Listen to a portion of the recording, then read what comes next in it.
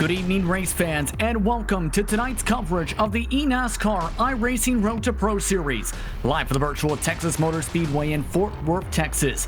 I'm Justin Prince. Alongside me the booth tonight is Blake McCandless and Jonathan Sanford. Ryan Bauer is upstairs punching all the buttons in the virtual production trailer powered by Top Flight Computers. Blake, I turn to you first. The season is coming down to its final 3 races of 2020. For some teams, they feel they're in a safe position entering tonight to qualify for the Pro Series in the winter. But for others, the pressure is on at a very difficult track. And when you say others, Justin, I'd say that includes about 20 different drivers that are all so close around that bubble to get inside the top 20, whether it's the drivers that you'll see in the top split tonight or even the drivers that we're not going to see tonight running in the second split. I'll try to report on that throughout the evening as well. But every single driver I talked to, Justin, said this is going to be a stressful night with the trucks. They're wide open here, carry a lot of speed around the Texas Motor Speedway, and they are just worried to death about the possibilities tonight. It's going to be high pressure for these drivers tonight as we look at your Google Earth for Texas Motor Speedway. Once again, in Fort Worth, Texas, 1.5 miles is the distance, 2.4 kilometers. This facility opened in 1996, has seen plenty of variation changes, including differences to repaves, the differences inside of the apron, as well as most recently, changes to the degrees of banking in turns 1 and 2. A flatter 20 degrees of banking and a wider corner compared to the 24 degrees seen in turns 3 and 4. And the track conditions for tonight, fairly cool, 65 degrees air temp, 99 degrees is the track temp, around 7 to 8 miles an hour is the wind speed blowing around the south with clear blue skies. Jonathan, I bring you in here. This is expected to be an exciting race tonight here in the Lone Star State. Your thoughts on your expectations for this race? I mean, they call it No Limits Texas, right? That's been a theme here at Texas Motor Speedway for the last several years, and it's certainly going to be the case. And as you mentioned, a lot of variables, a lot of things to look forward to tonight as these guys try to battle those, get themselves in that top 20 to move on to the Pro Series in the winter. So we're going to see guys maybe find themselves in positions they may not like to be in at times, but some guys are going to put themselves in a position where it'll pay off at the end of the night. Now remember, too, here, Blake, this is the most stressful stretch of races on the calendar. Texas, Martinsville, Phoenix. It's not an easy final 3 races on the calendar. In other words, if you don't have a good bank of points and or a good drop week bank in, you may be in trouble. Oh, certainly so. And you think about Martinsville being the next to last race on the schedule. I wouldn't want to go to Martinsville with anything on the line. And all these drivers are very aware of that, and they want to take this opportunity. If they have a fast truck, they feel like they got a good setup underneath it to get a good finish tonight, because going to Martinsville in a stressful situation, that is not going to be a fun couple of weeks preparing for that race and wondering all the things that could potentially happen to you there. Now, for 2 drivers, they can breathe a sigh of relief at the end of this race. Steven Wilson, Alan Bowes locked themselves in provisionally with drops into the Pro Series, pending qualifications and eligibility. The drivers looking to lock themselves in tonight are Eddie Kerner, Mitchell Dionne, Jake Matheson, Ryan Doucette, and Jose Salas Jr. Keep an eye on those drivers tonight here at Texas Motor Speedway as we're just about set to go racing. But first things first, it's time to look at how we will start for tonight's action. On the pole, it's Jarrett Liebert, starting alongside his teammate Eddie Kerner. A 29.075 is your pole tonight. Keaton Honeycutt makes it a 1-2-3 for respective former and/or current teammates, with Zach Nichols in 4th. Femi Olot starts in 5th tonight alongside Jose Salas Jr., while Mitchell Dionne, your race winner at Canadian Tire Motorsport Park, starts in 7th. Adam Golan starts in P8 with Jake Matheson in P9. He said he was bringing out his full street stock expectations and experience for tonight, while Garrett Conrath, one of the bubble drivers, rounds out your top 10, Blake. And another driver looking to rebound after some tough luck last week is Donovan Strauss, the Burton Kligerman Esports driver, also affiliated with Horizon Racing. He'll roll off from 11th. 12th, he'll go to Seth DeMerchant, his fellow Horizon teammate. 13th will be Garrett Maines. 14th will be Danny Hansen. 15th, Brian Mercurio, trying to bounce back once again. He's 9th in the point standings at the moment. It'll be Ryan Doucette to his outside in 16th. 17th will be Drew Freenage. 18th will be another BKE driver in Briar LaBrad. 19th will be Dylan Jones. And 20th is Carson Hocevar. 21st is going to be Kevin King. 22nd, the final driver to take time, with Brian Blackford. Rounding out the field, you have Steven Wilson, Will Norton, Alan Bowes, Anthony Burrows, Derek Justice, Sam Adams, Michael Gonzalez, Casey, Daniel Falkingham, Michael Finlayson, and Jesse Atchison. That's a look at your 33 truck field tonight for the third to last race of the 2020 campaign in the eNASCAR iRacing Road to Pro Series. Once again, the track temperature now 101 degrees, still 65 the air temp. Winds have now calmed down to the south. Humidity is at about 44% for tonight's race. 144 laps is the distance, 210 miles, 337.6 kilometers. In-sim time is August the 18th, 2020, starting at the top of noon. In-sim, 4 tire sets are available, including the one on the trucks for this green flag. Blake, first things first, your final thoughts before this race. It's going to be really crazy, and I know one thing that I don't think a lot of these drivers want to hear right now is one of those drivers that's on the bubble in second split, Isaac Gann. He's sitting on the pole in the second split, so he's a driver that, again, is sitting 24th in the standings right outside that cut line. There's a lot of drivers in this top split that don't want to hear that news. He'll roll off from the top spot in his Norse Force machine in the second split taking place right now. Jonathan, in your opinion, what are the keys to winning at tracks such as this tonight?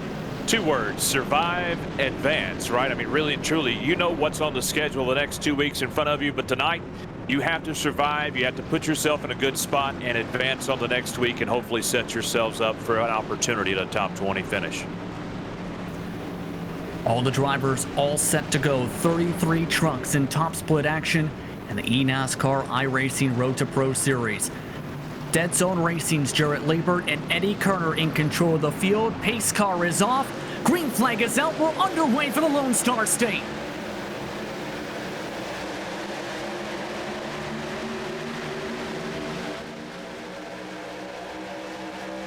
And you'll see as they rocket off into this brand new turns 1 and 2. You're going to see a lot of this, drivers fighting for the bottom of the racetrack. I believe you're going to see it here on the back straightaway. We'll see how low Liebert is willing to go as he protects to the bottom, and you see most of the field running right next to the apron. I believe that's going to be the theme tonight, as it looks like Honeycutt is on the outside, and he's almost going to get freight trained here. He'll have to try to get back down to the bottom as soon as he can.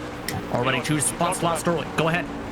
You talked about guys getting stuck in that outside lane, and Honeycutt did get himself back in line as quick as he could. Yes, indeed. However, it drops him all the way down to 6th. First lap goes to Liebert. Now Femi Olart wants the race lead. Needs a strong amount of points tonight. One of the drivers just inside the top 20, entering the third last race of the campaign. Femi Olart now at the front of the field in the freight train. And we talked about this a little bit, Blake. We were expecting drivers to try and hug that bottom and block that bottom as hard as they can, especially on the short run, about 15-20 laps until they can start separating. Well, the one thing about being out front, and it may be a reason that some of the drivers don't want to quite be out front, is I talked to some teams before we got tonight started, and they said out in clean air, their truck is much looser than if you're snug and riding in the pack. So it's going to be a question of handling. I think some of these teams prepared to run in the pack, to be a little bit tighter and take advantage of that draft. The draft in these trucks is almost greater here at Texas than it's been anywhere else this season. So you see Liebert, he pulls right back up to Femi Olart. Is he going to go for the pass? That's something we'll have to see. But even if you look out the window at Seth DeMerchant, everybody is looking at their mirrors, protecting that bottom side, even on the back straightaway. As the action starts to heat up a little bit, we like to thank Dirty Air 13, that's Gary Sexton, for his subscription to Podium Esports and the opening stages of this race. One of the Elliott Sauer Esports machines that he's partly affiliated with is already, by the way, in 11th position. One of the drivers also cutting through the field, Caden Honeycutt, back on the bottom side, as well as several others. Garrett Main's also looking to get inside the top 10 here, Jonathan. Yeah, right now you're watching live on the stream. Garrett Main's currently riding in 10th, starting at 13th, just trying to find his way down on this low spot of the side of the speedway, as right now he currently, as we said, rides 10th. And he's one of the drivers who needed to start pushing yesterday to get in within range. The drivers pushing early. Honeycutt loses the bottom again. That's Mitchell DeYoung underneath him.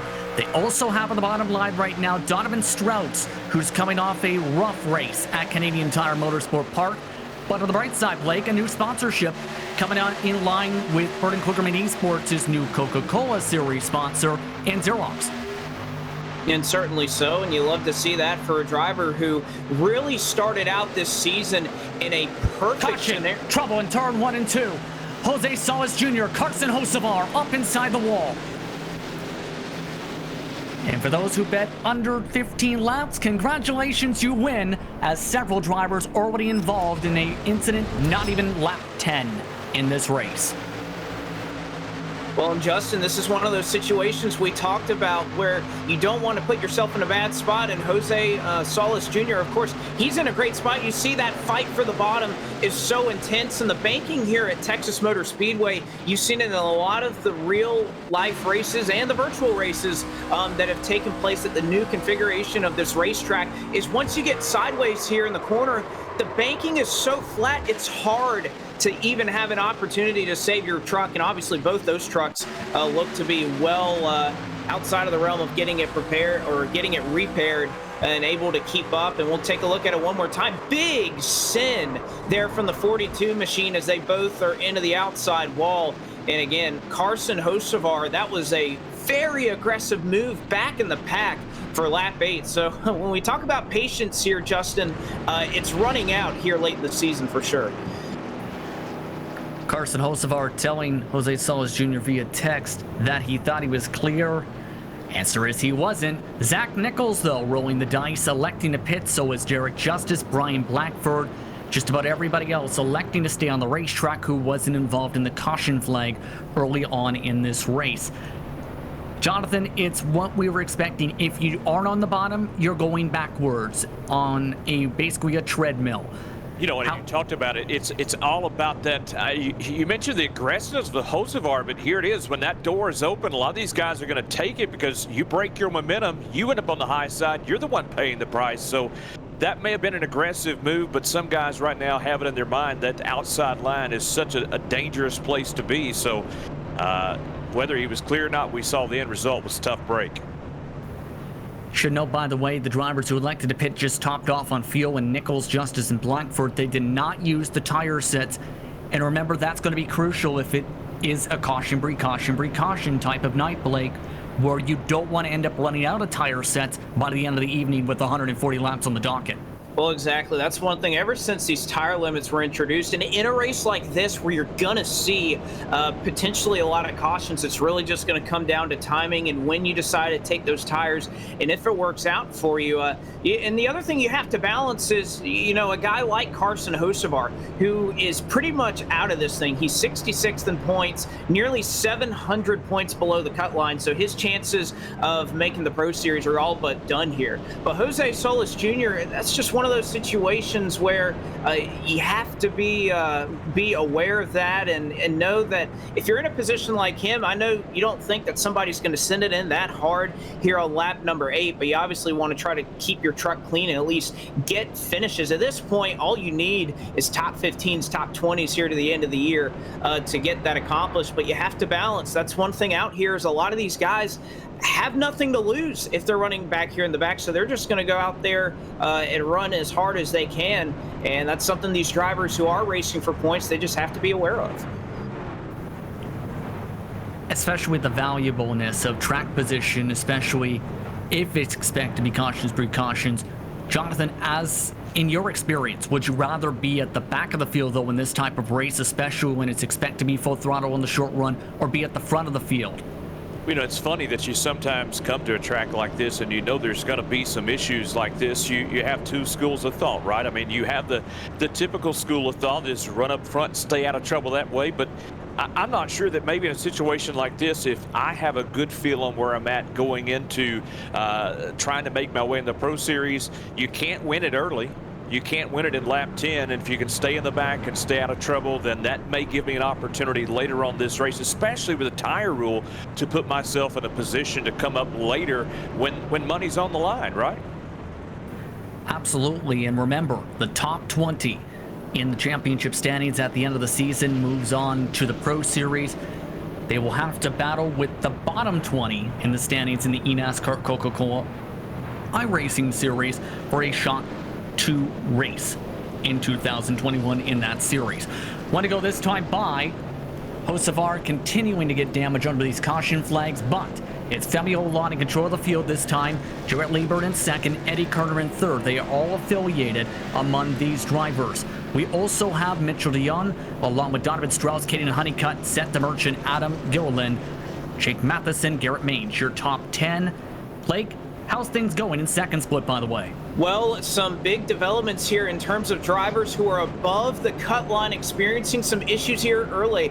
Vicente Salas, he started in the third position and didn't even make a lap here in second split. He is in 33rd. He is out of this race, disconnected from the server. So a driver that was just 87 points ahead of the cut line, experiencing issues. You also have Benjamin Nelson, who has major damage on his machine. He's now 2 laps down and running about 25 miles per hour off the pace. He sits 12th in the standings, 96 points ahead. So that's going to shake things up here around the cutoff. 2 drivers that were well above it.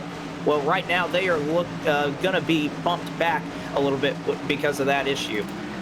Green flags back out. We're back underway, and you can tell those top 3 had a count. Mitchell DeYoung forced to check up, though. Honeycutt with a bit of momentum now on the top side as everyone scrambles to the bottom.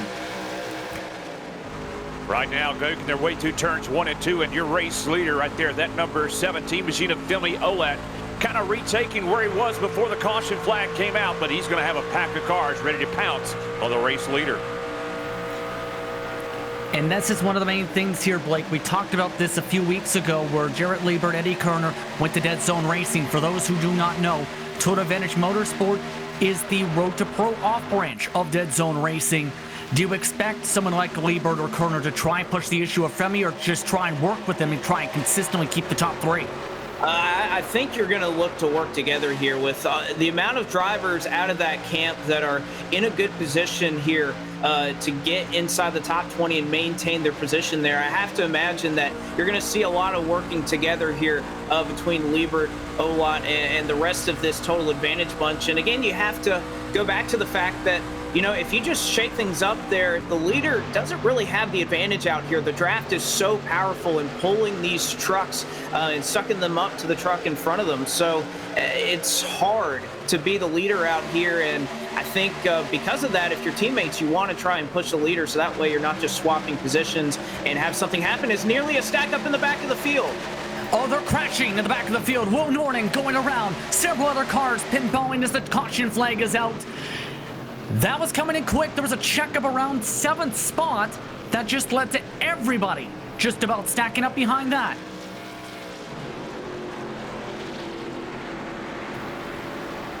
And we're under caution all of a sudden, Jonathan, for the second time tonight.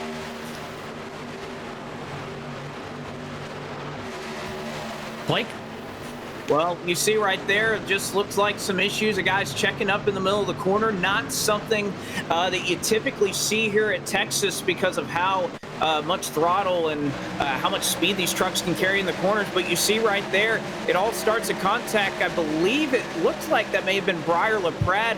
They got into the back of the truck in front of him, causes a chain reaction that obviously Will Norton gets the worst end of. But I'd like to see this again. We're right on board here with the Norris Force Baskin-Robbins Toyota of Derek Justice. You get to see his vantage point, and you see it just happens so fast. Checking up, he's able to get to the bottom side and avoid. Ooh, man, that's a really tough thing to get by there. But I guess lucky that there's really only 1-2 trucks that get involved in that one. The other drivers with damage in the incident, Anthony Burrows also getting damaged, an XC Sports truck. Sam Adams in top split for tonight for Total Advantage Motorsport, as well as Michael Gonzalez with right front fender damage right above the tire well. Finlayson also with a very small bit of damage to the right rear and right front of his respective truck on the racetrack. Lap 16 here at Texas Motor Speedway, and so far drivers have been, well, they've been taking advantage of the No Limits Texas name, pushing it to the limit, it seems, tonight, Jonathan.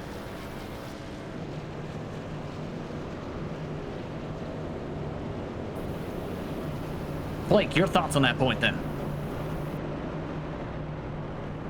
Well, again, it's just it looks like we're having some audio issues, so we'll try to sort things out there. But Justin, I'm going to go back to the point of we've already had a couple of cautions in this race. Right now, second split is on lap 26.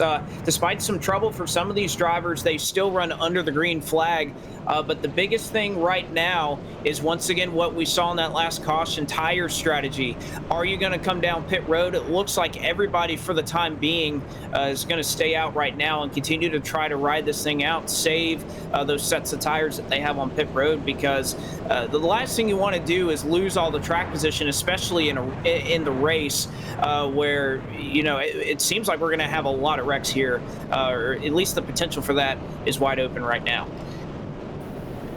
Especially what we've seen so far, and keep in mind, most drivers who have been ducking down here are just getting damage repair, not using tires, or topping off on the fuel, at the very least so far.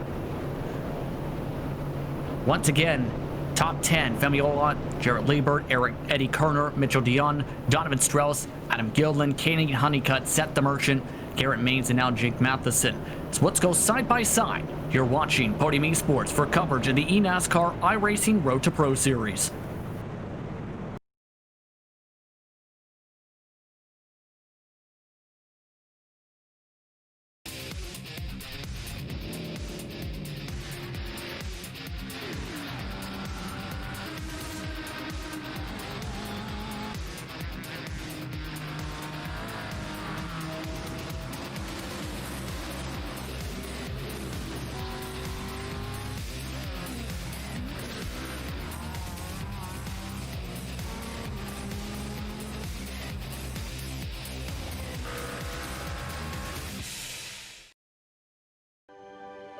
We are back at North Wilkesboro, North Carolina, where the field is rolling out for the start of today's 400-lap race on this .625-mile racetrack. And just as the field comes around turn number 4, the sunshine peeks through, helping warm things here.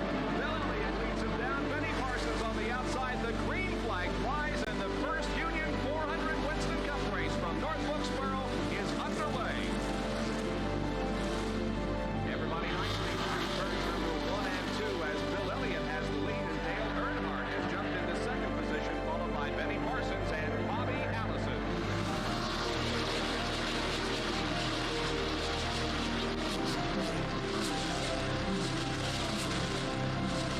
So here we go. It's just about to go away. They bump coming out of turn 4. Earnhardt gets the lead. We had just heard from our spotters that Neil Lyons.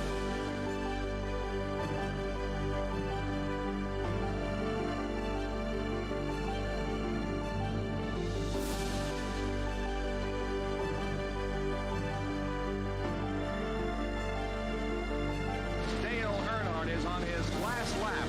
This will be his 24th career win. Dale Earnhardt wins the first Union 400 at North Wilkesboro.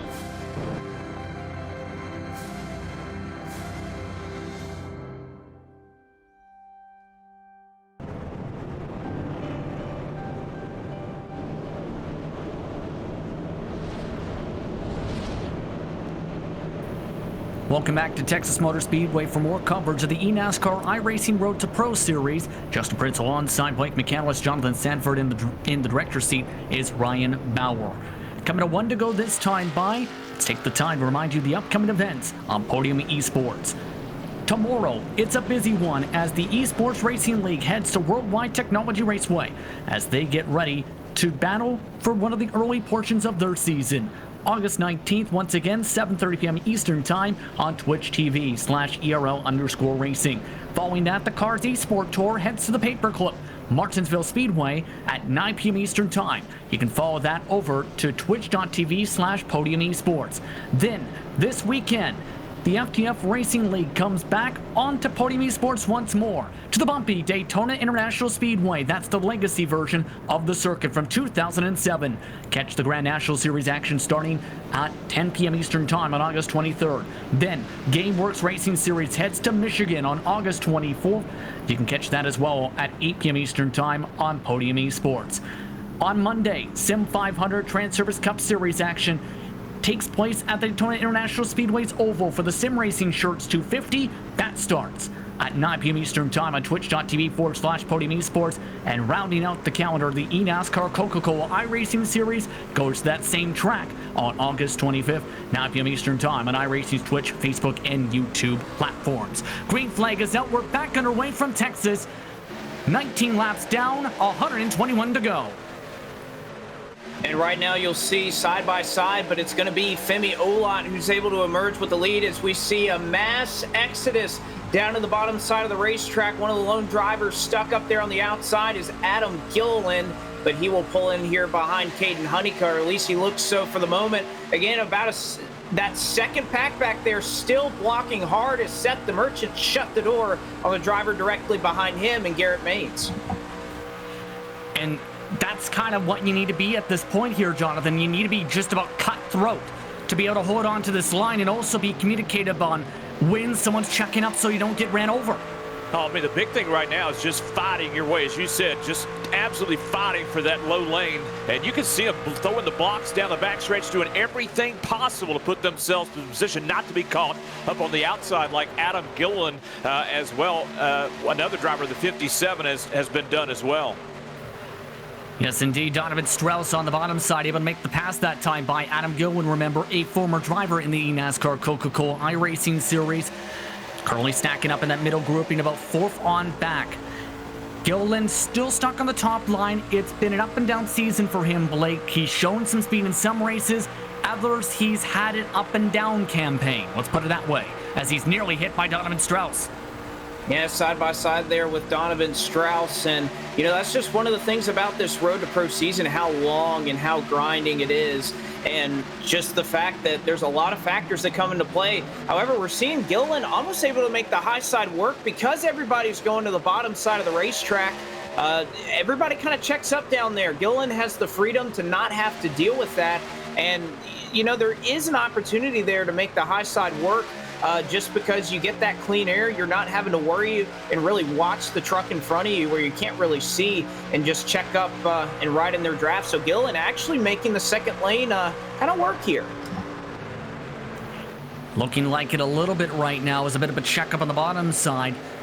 And keep in mind here, Jonathan, it's so tricky to go around 1 and 2 compared to 3 and 4 because, yeah, it's much more flatter. You have to be a bit more slower in the gas. You have to put in more wheel. It's not an easy corner compared to the near full throttle in 3 and 4. Oh, yeah, and it's a totally different look here at Texas. We're so used to it, Texas Motor Speedway 1 and 2, similar to 3 and 4, just kind of always trying to mat it and keep it as much full throttle through those corners as you can. But totally different, as you talked about. This reconfiguration 1 and 2 has changed the dynamic and in some ways made this a much tougher racetrack for some of these drivers here tonight. That outside lane, real quickly, Justin, it's been interesting, as you said, to watching Adam Gilliland. He's about the only guy I've seen that's been able to consistently stay up with those top 7 or 8 drivers up on the outside. Especially carrying some of the momentum off the corner, but he's gone from being side-by-side with Donovan Strauss just about to near side-by-side with Garrett Maines. Maines up to 7th position, one of his best runs of the season already at the beginning of a race. And we talked about this, Blake. He needs to perform now. One of the Richmond Raceway Esports development drivers, as well as from Elliott Sadler Esports with backing from sponsors such as Smithfield.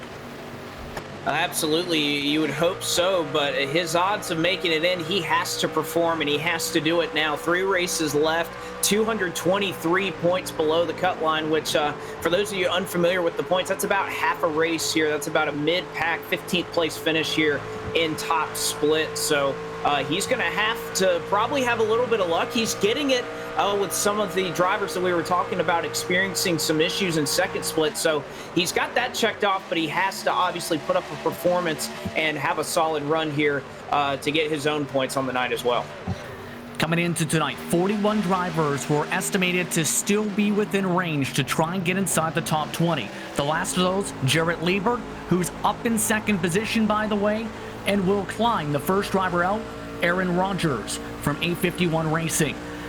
Currently on board with Liebert, and he's doing what he needs to do right here, Jonathan. Stay up in the front and remain quick around this racetrack.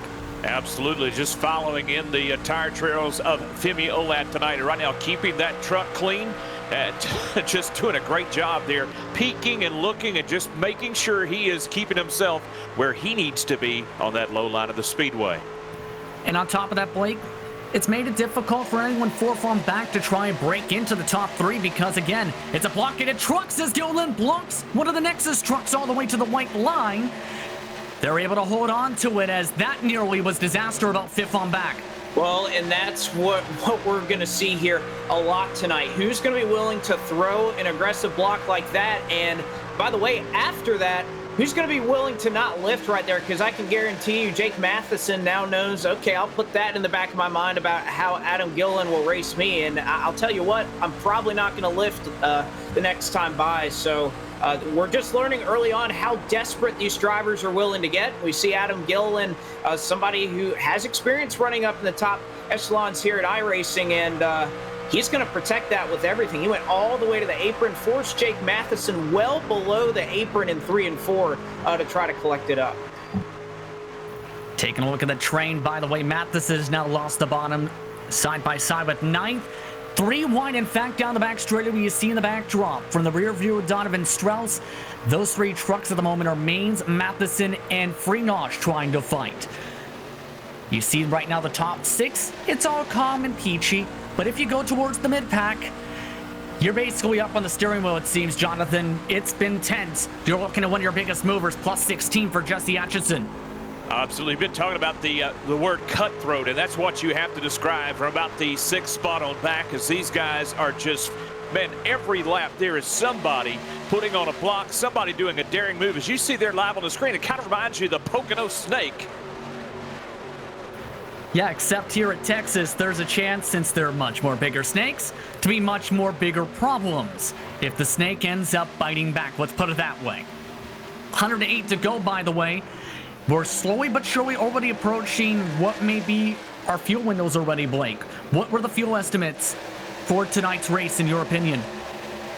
Well, it's hard for these teams to tell. The teams that I talked to were thinking anywhere from about, anywhere around 50 to 60 laps. But the other thing is with how powerful that this draft is out here tonight. They weren't exactly sure if their estimates through their testing with their teams was going to be accurate tonight. You get all these trucks in a much bigger pack. Most of these teams testing with, anywhere 6 to 7 drivers at max. All of a sudden you throw 30 trucks out here. There's just so much more dirty air, but obviously that allows these trucks to check up more, to use that draft, and obviously you get better fuel mileage. So a lot of these teams were kind of questioning around what that window, how long they were going to be able to go. And remember here too, Jonathan, on top of that point, several trucks have already topped off at least once or twice. Atchison, one of the drivers who topped off. Doucette, who's topped off. Blackford's already topped off twice in this race. So drivers are trying to extend that window with each of these cautions an extra 7 to 10 laps on a green. Oh, absolutely. And you know what? If that pit strategy begins to come into play, it just takes the dynamic of what is an already an incredible setup for tonight's race and just magnifies it even more. It's going to make this thing even more exciting for the fans out there as these laps continue to tick by. We got, 105 to go.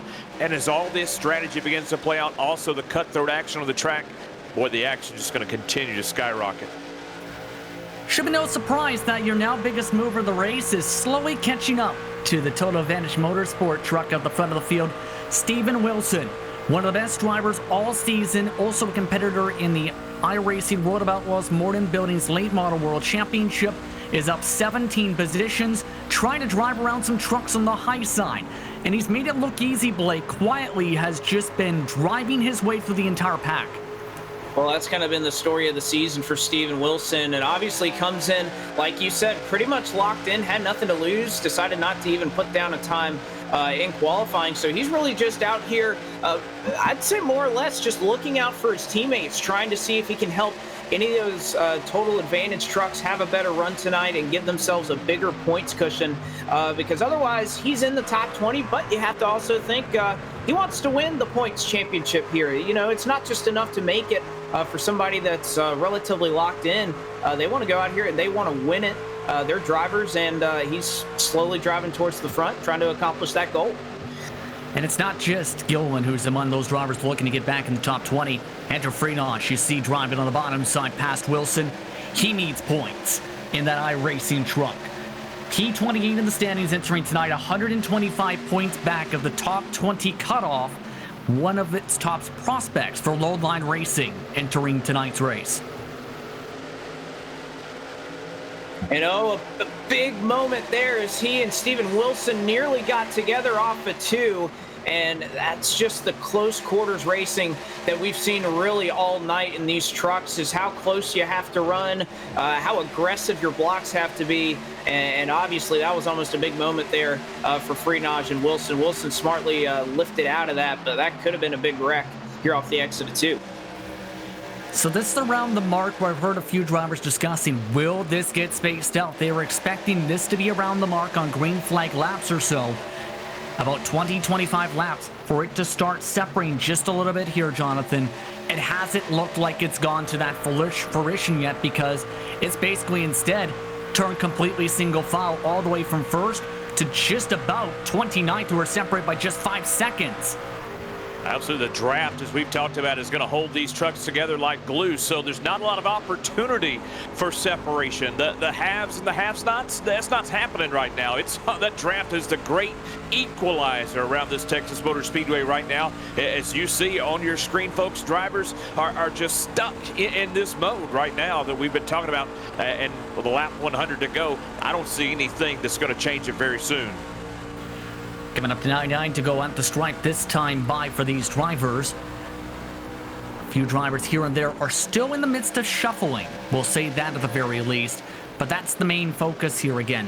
Keep the truck clean, Blake. Because as we've seen, if you've got damage, you're dropping backwards. Good examples. Will Norton, he's a few seconds behind the pack with Daniel Falkingham. Anthony Burrows, he's nearly 3/4 tenths behind the back of the pack with grill damage. If you have severe damage, especially to the front, like at a super speedway, you're going backwards.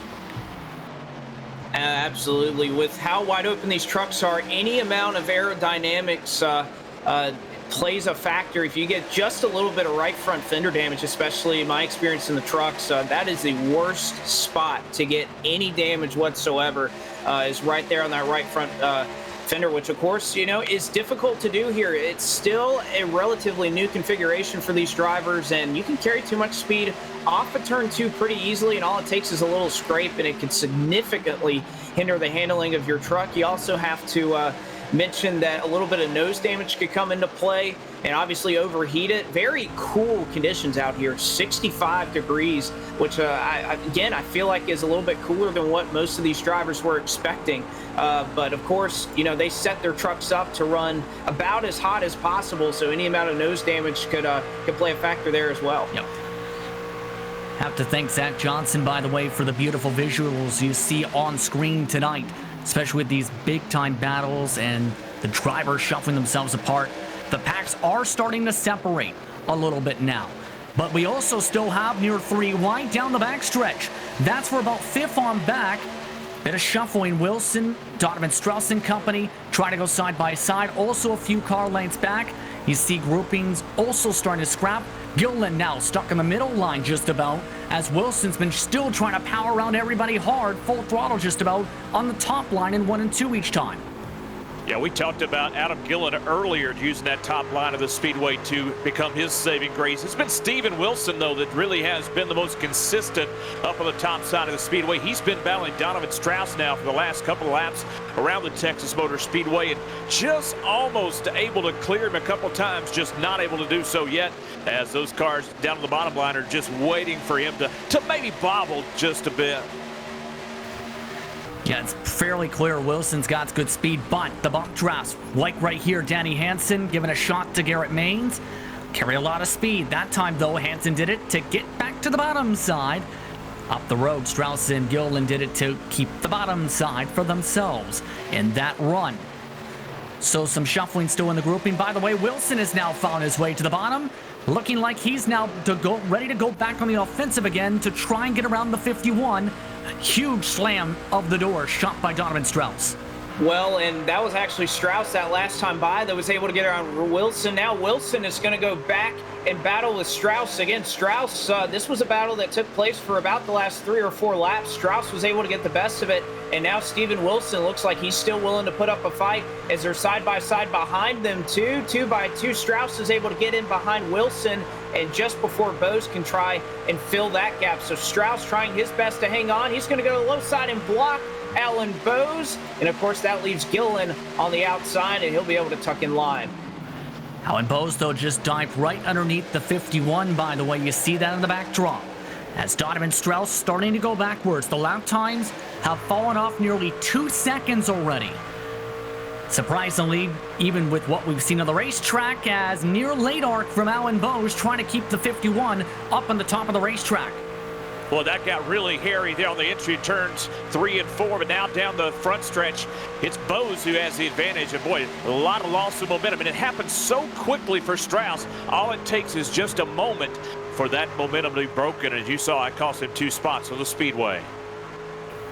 So back single file amongst the top 20 just about once again. And just as the packs were starting to break up, Blake, that fight made it back single file once again. And again, it looking like it could be a testy one for some of these drivers to try and, well, test their patience if they're, say, in 20th in this train. Well, testing their patience, and one thing that I'm noticing, Justin, is the differences that we're seeing throughout this field, and the teams, obviously, the total advantage trucks have been awfully quick. It seems like Horizon has a pretty good piece tonight as well, but the one thing when I look at the standings and a team that is consistently falling backwards throughout this long run is some of the Nexus Esports trucks. Jake Matheson has fallen back to the 14th position.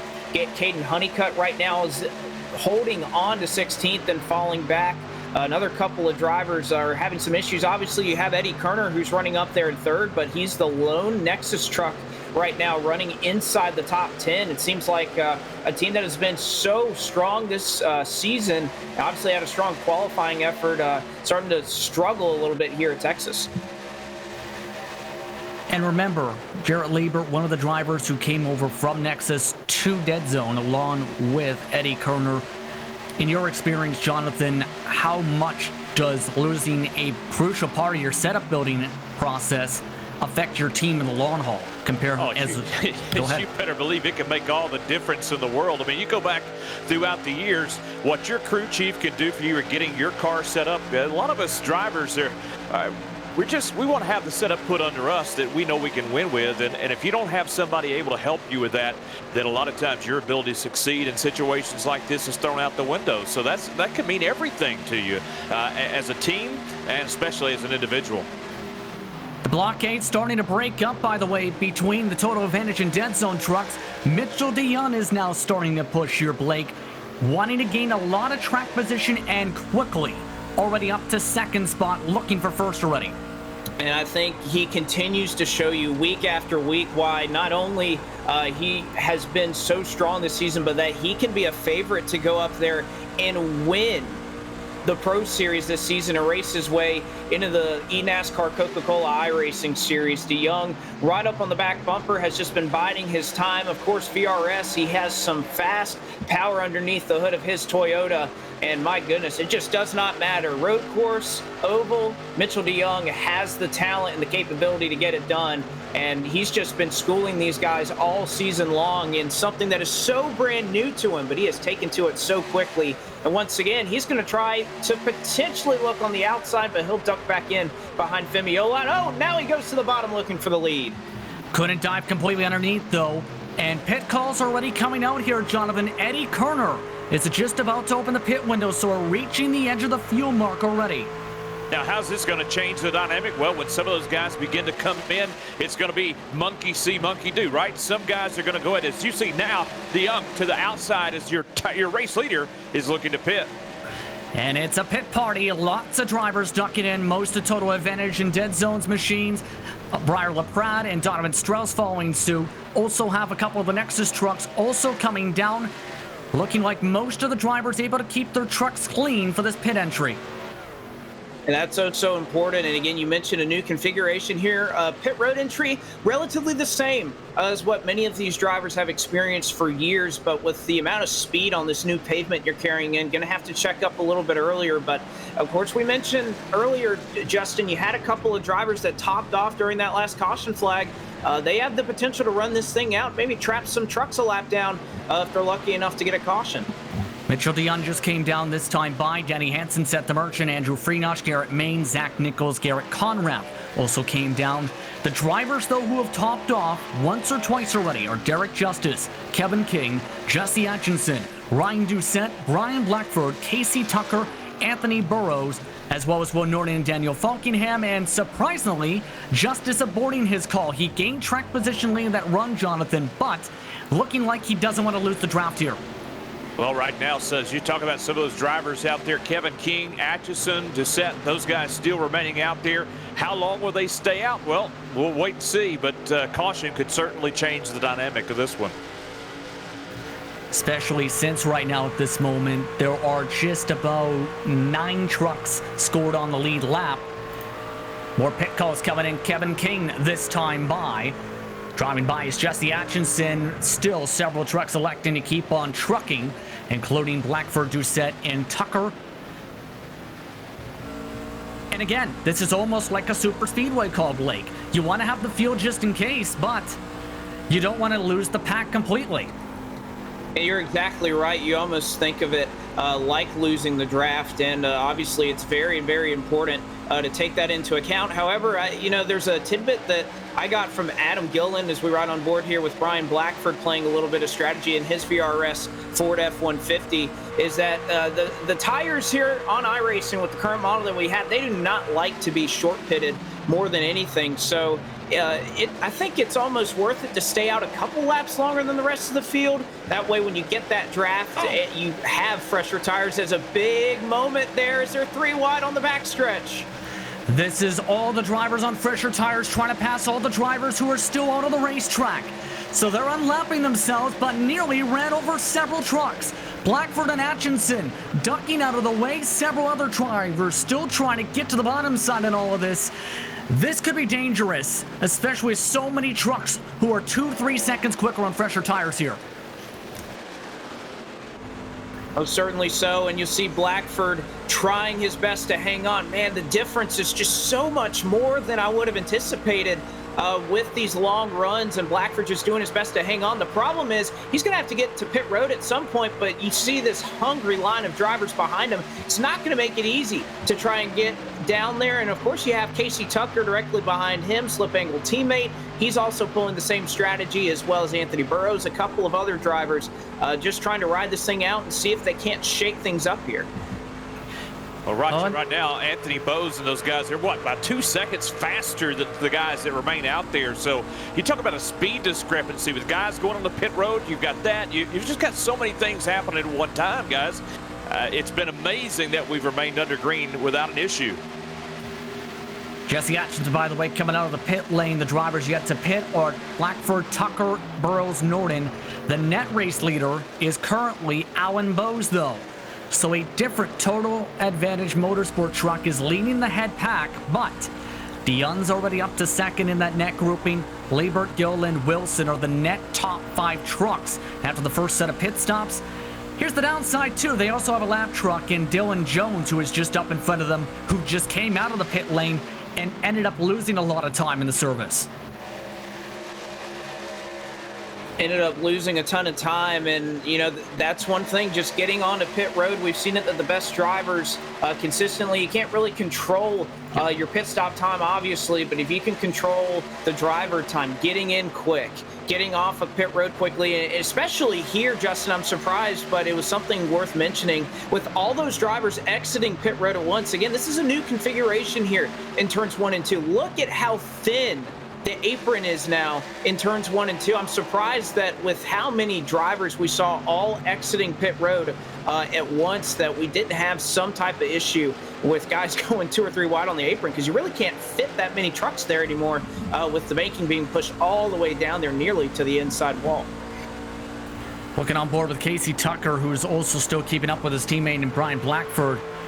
Currently, the rest of the field is about 22 seconds behind these trucks. We've also had a couple others like Ryan Doucette pit, so make it just 4 in total, yet to come down for their service. So in other words, Jonathan, they are likely not going to have the draft at all by the end of this pit stop window, but they have an advantage of trying to reel them in on fresher tires. Oh, absolutely. It was a gamble, but it's a gamble that could pay off later. It just really depends on how this cycle turns out, and if the caution flag were to stay away for a while, it's going to definitely set them up later on. Right now, just watching the guys that did come down pit road, they're out there right now. Alan Bose, DeLong, Liebert, all those guys right now bypassing the lap machine we talked about just a bit earlier. That's Dylan Jones as they have him caught up on the outside of the speedway.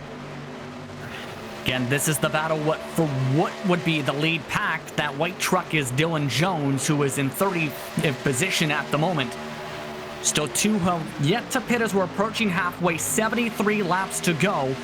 The lead pack currently, at the moment, once everyone finishes up their service, is expected to have, at the moment, about 9 trucks minimum. Check that 11, with several others still hooking up to the back end of it, Blake, on top of things, as they're still trying to get around Jones, who is still giving a bit of a pinch.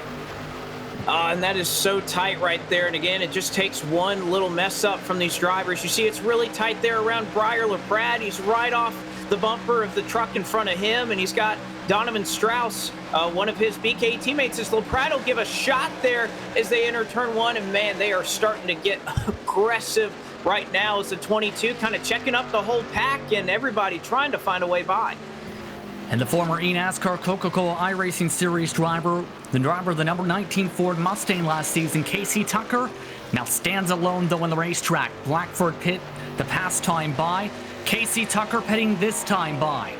So that is just about to sacrifice the lead to Alan Bose, Mitchell Dion, Jarrett Liebert, Steven Wilson, Adam Gilliland, your net top 5 in the midst of the pack, with a couple lap trucks still ahead of them at the moment as we're approaching halfway on the dot this time by, Jonathan. Well, that's exactly right. As this cycle begins to finish up, you get Casey Tucker, the last guy to come down pit road, but he's going to be bypassed, and brand new racer, as you said, will be Alan Bose. So these guys have done their job that they need to do on pit road and getting off pit road here. And you talked about that exit off of turn 1 there.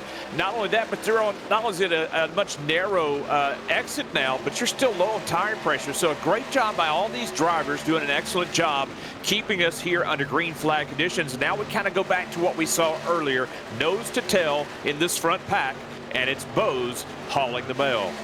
And as we've crossed the halfway point in tonight's race, it's time to bring you the iRacing Midway Race Break, brought to you by iRacing.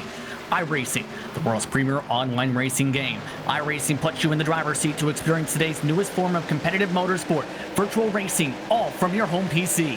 Race virtually in the Australian Supercars, IndyCar, IMSA, NASCAR, the World of Outlaws, the 24 Hours of Le Mans, and more. Currently in the lead is Alan Bose, up 24 positions, one of the drivers who did not set a qualifying time, lined up with Mitchell Dion, Jarrett Liebert, Steven Wilson inside the top 4. Adam Gilliland round out the top 5. Denny Hansen, one of the drivers inside the top 20, is up in 6th. Femi Olot, one of the drivers on the bubble, is in 7th. Derek Justice up 19 spots in P8. Donovan Strauss in 9th. Ryan LaPrade, his Burden Kligerman Esports teammate, rounds out your top 10, Jonathan. In 11th, you got Seth the Merchant. 12th going to be Drew Ferentz. 13th will be Eddie Kerner. 14th, Zach Nichols. 15th, Caden Honeycutt. 16th, Garrett Maines. 17th, Michael Gonzalez. 18th, Sam Adams. 19th, Garrett Conrath. And 20th, Brian Mercurio. Michael Finlayson just switched spots with Brian Mercurio for 20th, 21st. Kevin King is deep in the field in 22nd. 23rd is Jake Matheson, Jesse Atkinson, Daniel Felkingham, and Brian Black for the top 26. Felkingham, I should say, for the 25 truck. Casey Tucker's 27th after his pit call 25 seconds back. Bo Norton's with him in 28th position.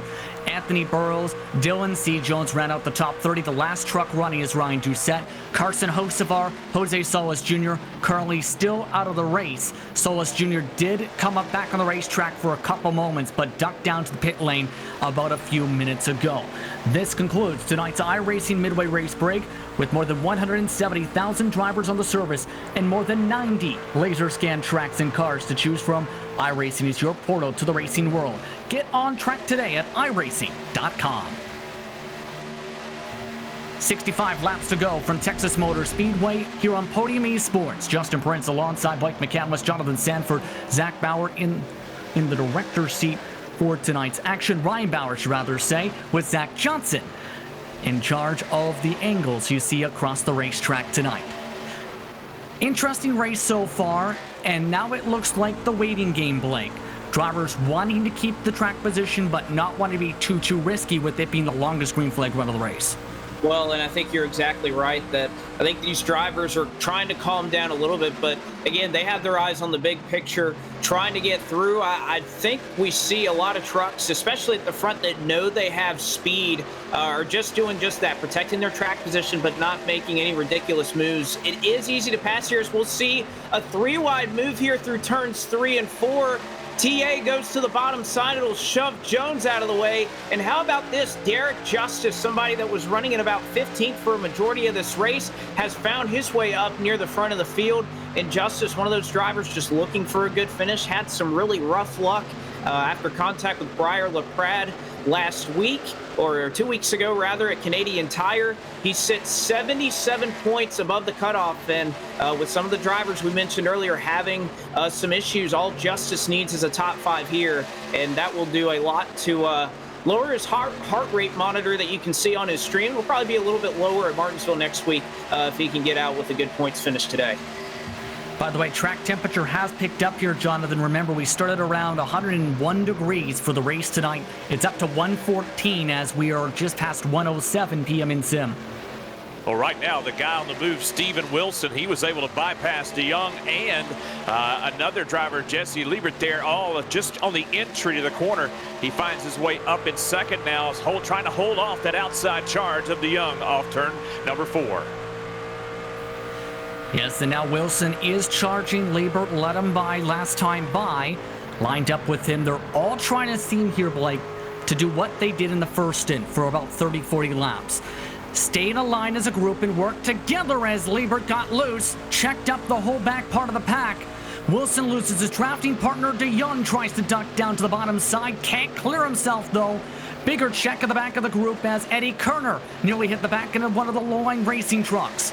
And you also saw Donovan Strauss, yes, exactly, almost turned around the 32 truck right there, but that allowed Justice. He went high to avoid all that carnage. He's now stuck on the outside lane and trying to find his way to the bottom.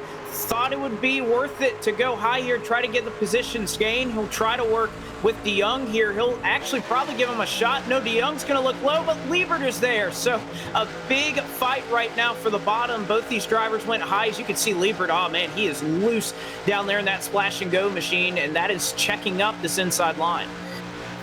And he wasn't this loose before here, Jonathan, either at the start of this race, but remember, he's been mostly in the pack, and now he's bumping the Virus Coanda truck. Mitchell DeYoung up the track. Liebert checks up. Everyone nearly stacks it up. We stay green. All the trucks look clean. That's just a credit to what these guys, they've been aggressive at times, but there was a lot of give there. There were moments there where just a little bit too much take, and we were under caution. That was guys doing what they had to do, not to put the guy in front of them around. But boy, that got really crazy there for just a moment. So Mitchell DeYoung now gets a chance to breathe. Wonder how his spotters tonight, Keegan Leahy and Bobby Zelensky, are feeling after that one, Blake. That could have been the big one. Oh, it certainly could have. And you mentioned that it's not just the checkup, right? It's the scramble behind. Everybody 5, 6, 7 trucks back that see that happen and see it as an opportunity to try and move forward and gain some spots. That's where I was thinking that the wreck was going to come from. You're off the exit of 2. You saw a little bit of 3 wide there, and I thought that was going to be the cause of an incident if we saw one. Obviously, great job there saving that truck, and Liebert is obviously struggling to keep the rear tires on that machine. But it works out for a couple of trucks, namely Derek Justice, who now finds himself in the 3rd position. And how about Seth the Merchant as well, running up here in 6th and, just doing a nice job after he did not sat out of some races, but is sitting back here in 32nd, not too far out the cut line. It's definitely possible for DeMerchant to try to make his way back up into the top 20. And Seth DeMerchant said himself on social media when he's seen some of the cut line drivers and where he was in the last remaining drivers in points a few weeks back and a few rounds back, Jonathan, that I think if he doesn't skip that race, he might have enough momentum at this point to where he's still inside the top 20 at this point. That's kind of crucial still. Oh, absolutely, and that's why these drivers are working so hard. If we go inside the cockpit of one of these drivers, for you folks at home watching this, you have no idea, unless you've been a part of this, how hard they're working on that wheel. They're not just sitting there holding a steady wheel here in Texas tonight. With everything, especially in these packs, these guys are really working that wheel. A lot of counter steering at times, especially Jarrett Liebert earlier. So these guys are putting in a lot of work to try to put themselves in position, and there's still 55 to go. So no rest for anybody who may be feeling a bit weary.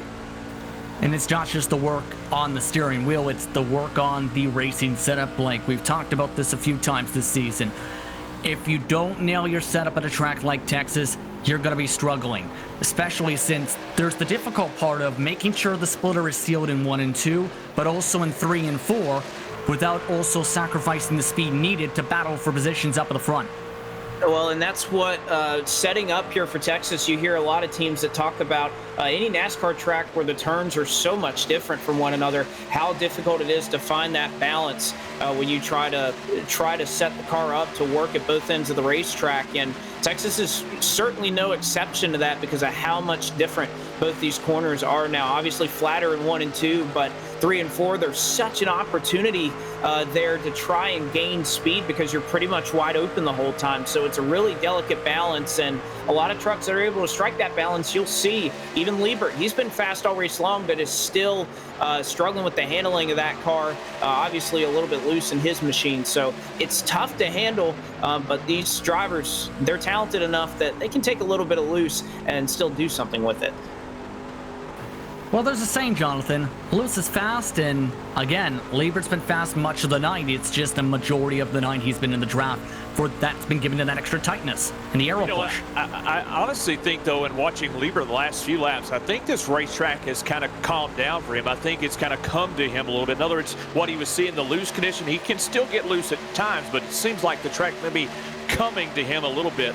But when you got a guy like that, like Femi Olot tucked it onto your back bumper, that can make you really nervous if you're loose already. And as you see, he kind of walked up the banking and said, okay, Femi, you want this one? Let's go for it, and I'll come back later on you. It's looking like how it's been playing out so far. Change for second up the road. You see in the picture corner of your screen, Wilson passing Justice. Several other drivers also on the move. DeMerchant on the move as Liebert has now been shuffled out of the top 5 group. So once again, swapping cars and trying to make sure they're in control of the pack seems to be the name of the game. Should note, by the way, we're inside the margin to make it to the end of this race on fuel, Blake. And that is crucial for a lot of these drivers, and I think a lot of these teams that had these fast setups, that's going to be something that they definitely want to hear because they want to go all the way as long on this run as they possibly can. As you see a side-by-side battle for third commencing between Mitchell DeYoung and Derek Justice. You also have Bose and Wilson starting to shake things up at the front of the field. So perhaps this is the point in the run where these teams that have really found the speed to the mid to late run, they're going to start flexing their muscles here as they work down the back straightaway. You see them fanning out. Guys are looking to start to make those passes now. Under 50 laps to go from Texas Motor Speedway. 1 pit stop remaining here on Podium Esports. Stick around. You're watching eNASCAR iRacing Road to Pro Series action. Let's go side by side.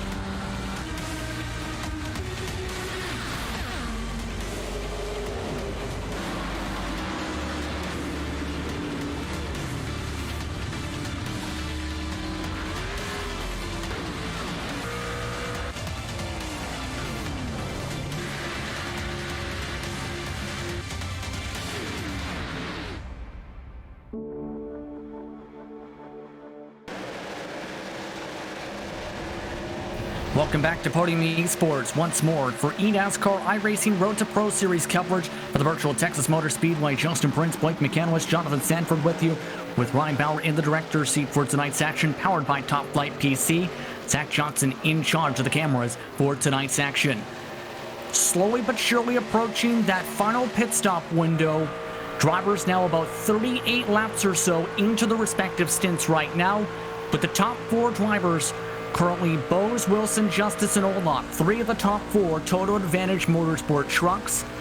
At this point, when do you pit, Blake, if you're in this pack? And how do you want to plan this?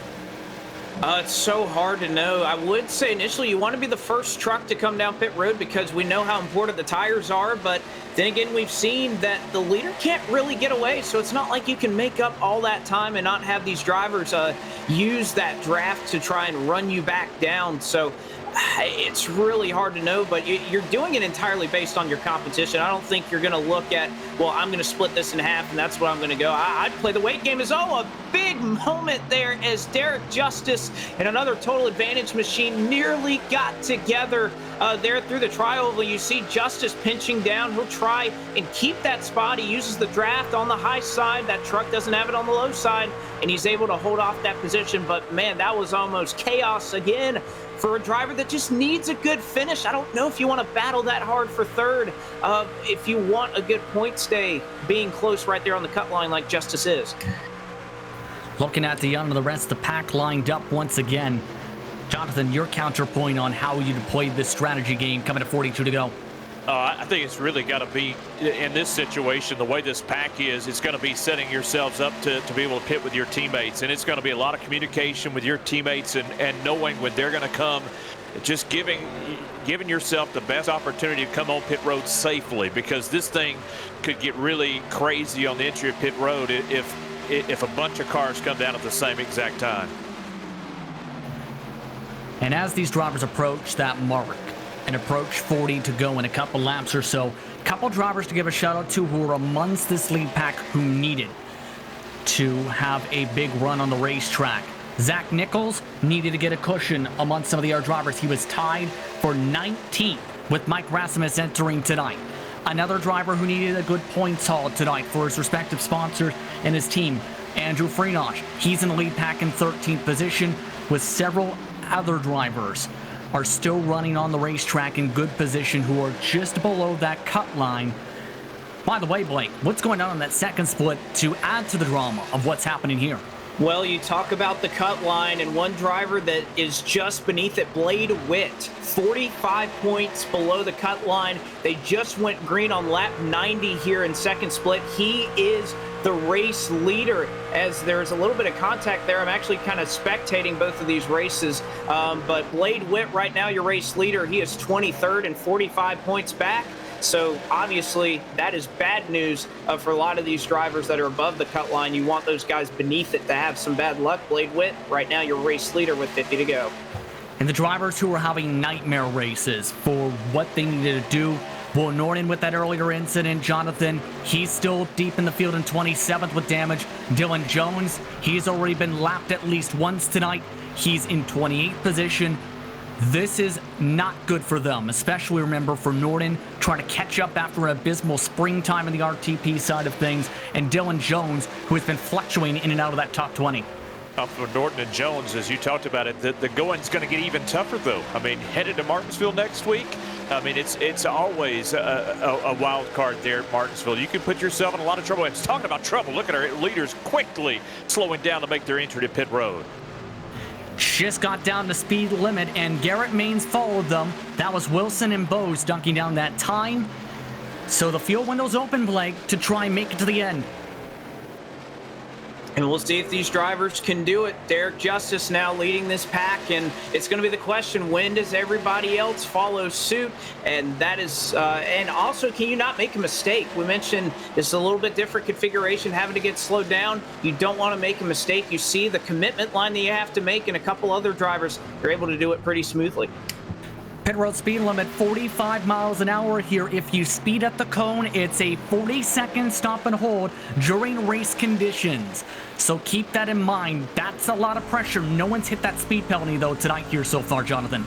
That's right, 45 miles an hour. Come down, come safely to a stop, and let that crew do what they do best, and that's put on those 4 fresh Goodyears, top her off with fuel, and get you sent off, which is what's happening right now for more and more of our race leaders as they're making their way down pit road. Oh! And nearly hitting Derek Justice was both Hansen and Nichols. Both of them locked it up. Some of the teammates there nearly getting in there, but they're trying to send it as hot as they can there, or could rather, Blake, to just catch up to the 10 truck for the exit. Let's take a look. We'll take a look at the replay, and Justin, you are synced up. Again, I'm looking at second split, and they are too wide throughout the pack, so it's about to get hairy there, and nearly some contact made in this race. But look at how much time those trucks make up. I don't know if they sped or not, but if they didn't, I mean, heck of a job right there making up that time on pit road. And again, we'll see if they're able to make their way without getting a penalty here. No speeding penalties for them at this moment. No speeding penalties this entire race so far. Matheson pit this time by. Young just indicated he's coming in this time by. So several drivers expected to come down. Sam Adams also expected this time, as Seth the Merchant keeps on chugging along. As there go the drivers gaining lots of time. Adam Gilliland was close to speeding there. Boy, these guys really just forcing the issue on the entry of pit road. And you know how quick it can go south for you, speeding on that entry to pit road. But now DeYoung coming to a stop down on pit road as he will put his car in the hands of his pit crew. Also Adam Gilliland. So all these cycles of stops beginning to finish up here. The drivers up towards the front who are yet to pit: the Merchant, Tucker, Blackford. Keep in mind, though, Blake, Tucker and Blackford can go an extra 15-ish laps. If they get a caution, they could become the race leaders, because at that point, depending on when the caution comes out, everyone else would likely have to come in and pit for more tires. Yeah, and again, they've just been riding at the back of the pack, biding their time, thinking that this race may have some more wrecks than we've seen. So why not go a little bit off strategy here? Really have nothing to lose. None of these guys trying too hard to get their way into the Pro Series right now. Both drivers a little bit further back of the cut line than they would like to be. So why not? You really have nothing to lose. Shake out the strategy and see if they can't make it work out here. Obviously, if they get a caution, it's really going to put a lot of these drivers in a precarious position, but it'll work out for them. By the way, Will Norden also still on the racetrack, yet to pit, but has damage about to be reeled in by the net race leaders. Bose, Wilson, Oldot, Liebert. They timed it up perfect, by the way, Jonathan. 4 Technical Alliance teammates. 1, 2, 3, 4. There's the view for Will Norden, who is just about to be reeled in by the 7 truck, you see. Well, we talked about that, though, guys. We talked about how important it was to have good teammates that you can come down pit road with and come back out and use that draft to your advantage. And both, some of those guys did an excellent job. For Tucker and Blackford right now, it's just about praying to see the yellow right now. Whenever they get the opportunity to keep these guys down a lap, it would be a huge blessing for them. And the big thing is, too, it's 14 seconds to cushion for these 2 trucks to try and hold on if they can get a caution. The other thing to point out, the pack is now broken up, Blake, because there are now 2 groupings. That Bose, Wilson, Oldot, Liebert, Justice pack. But then there's a second pack that is still trying to reel them in. That is led by Maines, along with Strauss, Hansen, Nichols, the young LaPrade amongst those trucks who are starting to close into that. Well, and I think with the draft, as long as they're not battling too hard, you see obviously Zach Nichols trying to make his way by Garrett Maines there, but I don't think it should be too much of an issue. We've seen that, again, if you're leading, it's very easy to run people down with how much the draft comes into play. So I don't anticipate that pack, if they can get formed up together, it'll take them too much time to try and run those guys down. The lap times, by the way, 30 flats to 30.1s for the trucks in Group 1, Group 2. Curly about 29 5s to 6s. The group you see on screen, 31 5s to 31 2s, and is starting to actually break up as Tucker pulled 0.3 of a second last time by. So he's actually starting to run away from Blackford with now 29 laps to go, coming towards 28. That's right. Laps starting to tick down. About a 12-second advantage for Tucker and Blackford. over the rest of this field as these laps tick by. Again, what they need a caution flag, and they need it here pretty soon, because the more they stay out here on these old tires, the longer these guys are going to continue to run them down. And if they have to pit under green, this strategy was a nice gamble. They were playing with house money. They're still going to end up broke at the end of the night. And it looks like the floodgates have now started to open up. The teammates are starting to fight here all of a sudden, Blake. Steven Wilson up to the net race lead. Femi Olot following suit. Justice and Liebert following, as well as Bose goes to the back of the pack.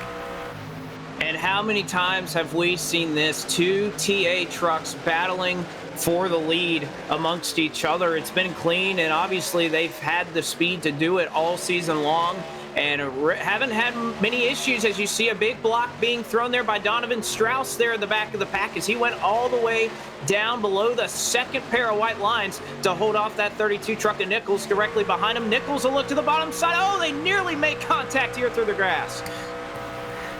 They're able to stay safe, though. Currently, he's 10 and 11. New absolute leader, though, for the net race lead, I should rather say. Femi Olot was let go, but Derek Justice is still behind him, so the pressure's not over yet. Still, though, it's 9 seconds the gap for these two trucks. They can make it about another up to 7 laps on the fuel before they have to come down and pit. I don't know, just looking at the way this this front group is kind of working together a little bit, it will take a mistake to put us under the caution. But they're not out here just playing tiddlywinks, guys. These guys are battling hard. Even these teammates, as we've seen tonight, they put some daring moves out here tonight. So a caution flag is still a possibility.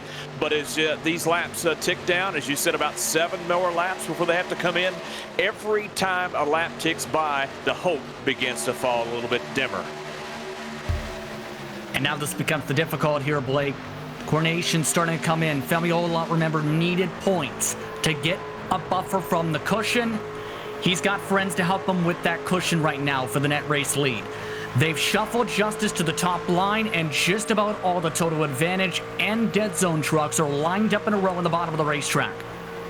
And you know what, Justin? It reminds you a lot of teammates working together with super speedway racing. You even saw there for a moment as they were side by side behind them. Olot is elected to run the high side, but he had a teammate on the low side, so he went low and helped push, or pull rather, Jarrett Liebert up there to the second spot instead of helping Derek Justice. So you can see total advantage. The front 4 trucks on the inside line, and you just got to give them credit. They're fast enough to do it. And obviously, with a lot of drivers who are already well above the cut line, they really have no issue with trying to help their drivers. As there you see Justice, again, stuck on the outside with really nobody to try to help him other than Mitchell DeYoung, who's going to try to provide some support, and Eddie Kerner back there from Nexus Esports trying to be the 5th truck in this line. But it's definitely hard to make moves when everybody is so lockstep working together like that. And when you have the speed, you have the points to do it. They're doing a great job of executing their plan here tonight. The plan still now is to pit Ryan Blackford, Casey Tucker in. That will sacrifice the race lead. They only went 49 laps. Femi Olot now leads with 21 laps to go at Texas. Liebert, Wilson, Justice, Dion are currently in the top 5. If you are those drivers who are not a part of that alliance, who's in control of that bottom line, Jonathan, what do you do to try and win this race? You hope it gets down to the last few laps and teammate orders go out the window. That's the only thing you have in that situation, unless somehow that high line miraculously starts to work better than it's worked all night. So if I'm back there and I'm sitting back there like Justice, I'm just hoping and praying that team orders dissolve as this one goes down the hill. By the way, how much time did Casey Tucker and Brian Blackford lose? They just got lapped.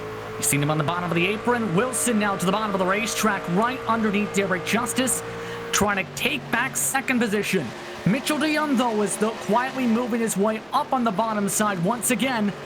And Blake, the crazy thing is, for that Fiero S. Coenda Simsport truck, he never raced at Texas before this Road to Pro this week. Oh, contact! Derek Justice gets spun off the racetrack. Nichols able to save it. We stay green. That could have been huge, but Derek Justice shuffled up the racetrack with contact. And again, we talked about how aggressive do you want to be when all you need is a good point stay. He had some bad luck last week. It will take a look at it once again. Justice here riding on the high side with Mitchell DeYoung directly beneath him. He's going to go up here, looks to the second lane, and DeYoung, I just don't think DeYoung saw him up there. He thought that Justice was clear of him and didn't think he was out there, so DeYoung obviously just moves up there. An incredible job by Derek Justice. That, and again, this is a skill I harp on, that saving a truck is a skill that is so underrated. How many trucks have you seen here at Bristol that have been sent up the racetrack with no banking and don't smack the outside wall? So an incredible job there by Derek Justice to salvage what he could of his truck, but obviously he's going to have to hope for a little bit of luck here to try and catch a caution, maybe fix some of that damage. Same could be said for Zach Nichols, who took a huge shot to the back bumper. You see now the fresher tires, once again, of Tucker and Blackford trying to unlap themselves. They are currently in the lucky dog positions. So keep that in mind as they try and close the lead pack. By the way, said lead pack is Olot, Wilson, Bose, Kerner, and Danny Hansen. Where did he come from? He's up to 4th position. This is the highest he's been all night. Yeah, Danny Hansen taking advantage as well as many other the front four. Eddie Kerner there slipped off the top line of the speed, lost a lot of momentum. He'll fall back in the 5th spot. That could have been even worse. And that incident, go back just a moment with DeYoung. Kerner was down on the low side of DeYoung, and just like you said, I'm not sure DeYoung saw that he had a car up on his outside as well. Look at this pack going around the outside. Should note DeYoung has severe damage to his truck and is losing positions in this pack. You can see, though, they're starting to fight Femi. Wilson on the bottom side, 3 wide as the lap trucks go around to the high side. That was dicey again. Here comes Bose to help Wilson on the bottom side. And with that push, you see the trucks on fresh tires are going to scurry away. Glad everybody in chat noticing my tribute to Bill Weber, who once called Richmond Raceway Bristol.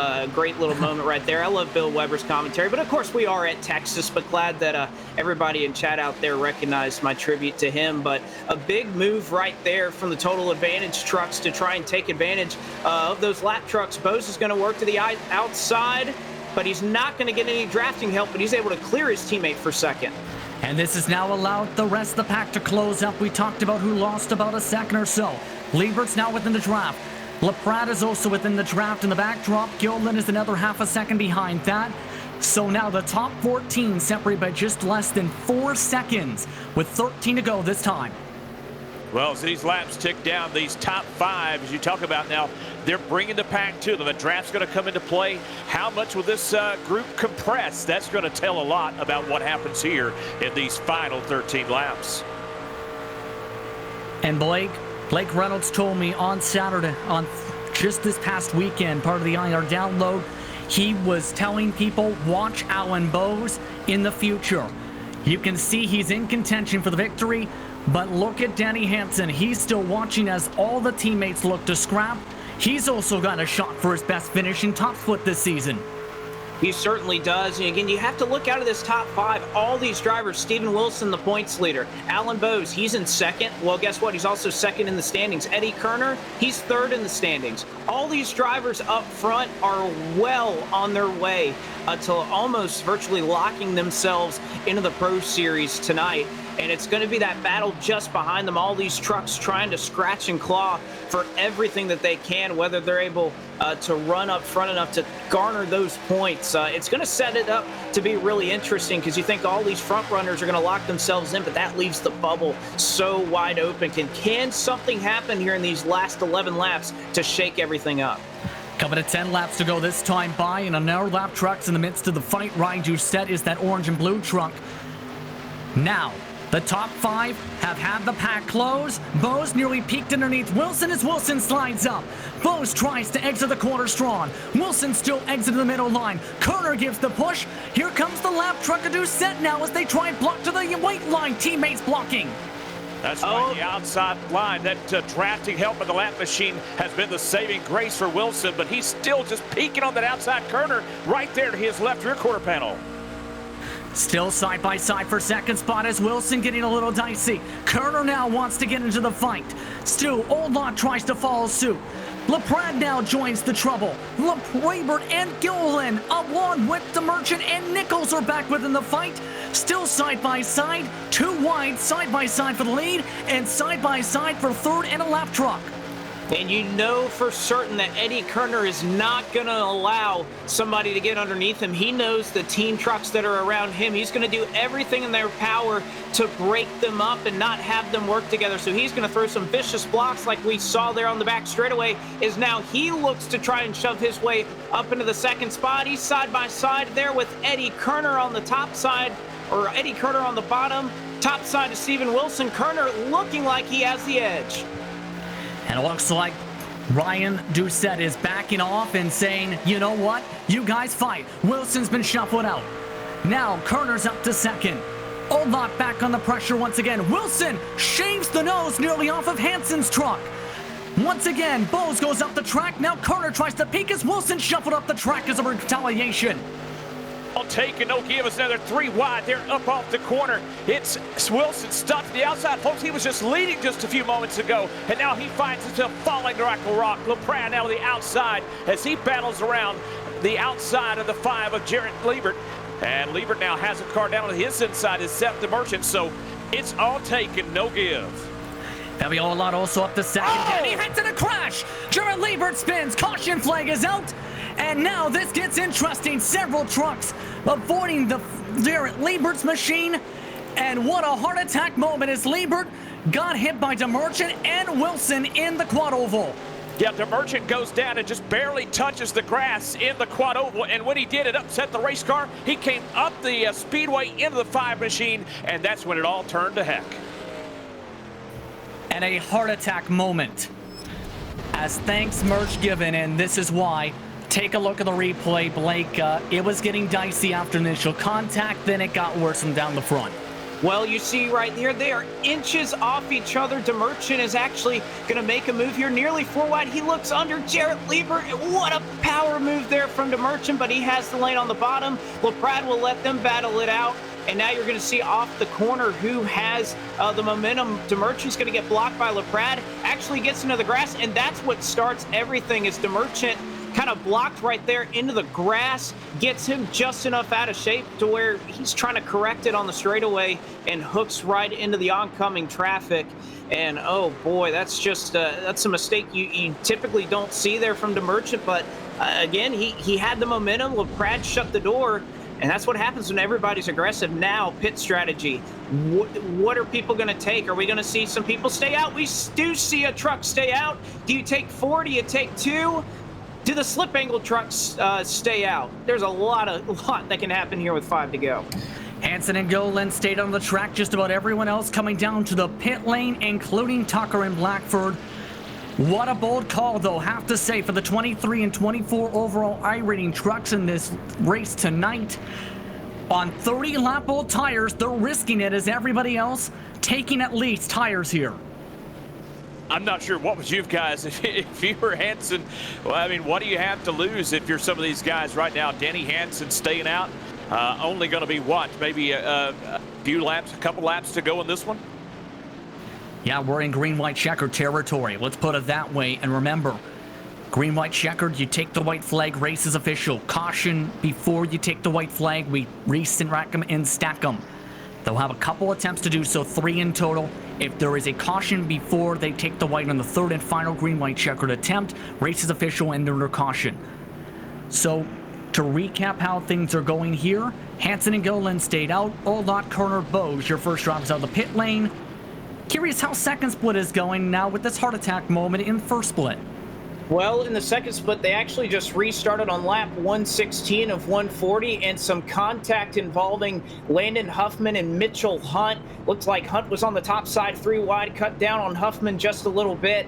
And the leader that we were talking about earlier, Blade Witt, who was in a position to get some points, he's involved in this one as well. Heavy damage on his machine. So again, as things cycle up in top split, it doesn't get any easier in second split with drivers who are trying to make their way through. Isaac Gann escapes by just inches on a spin here, so late chaos happening in both of these races to really shuffle up the points here.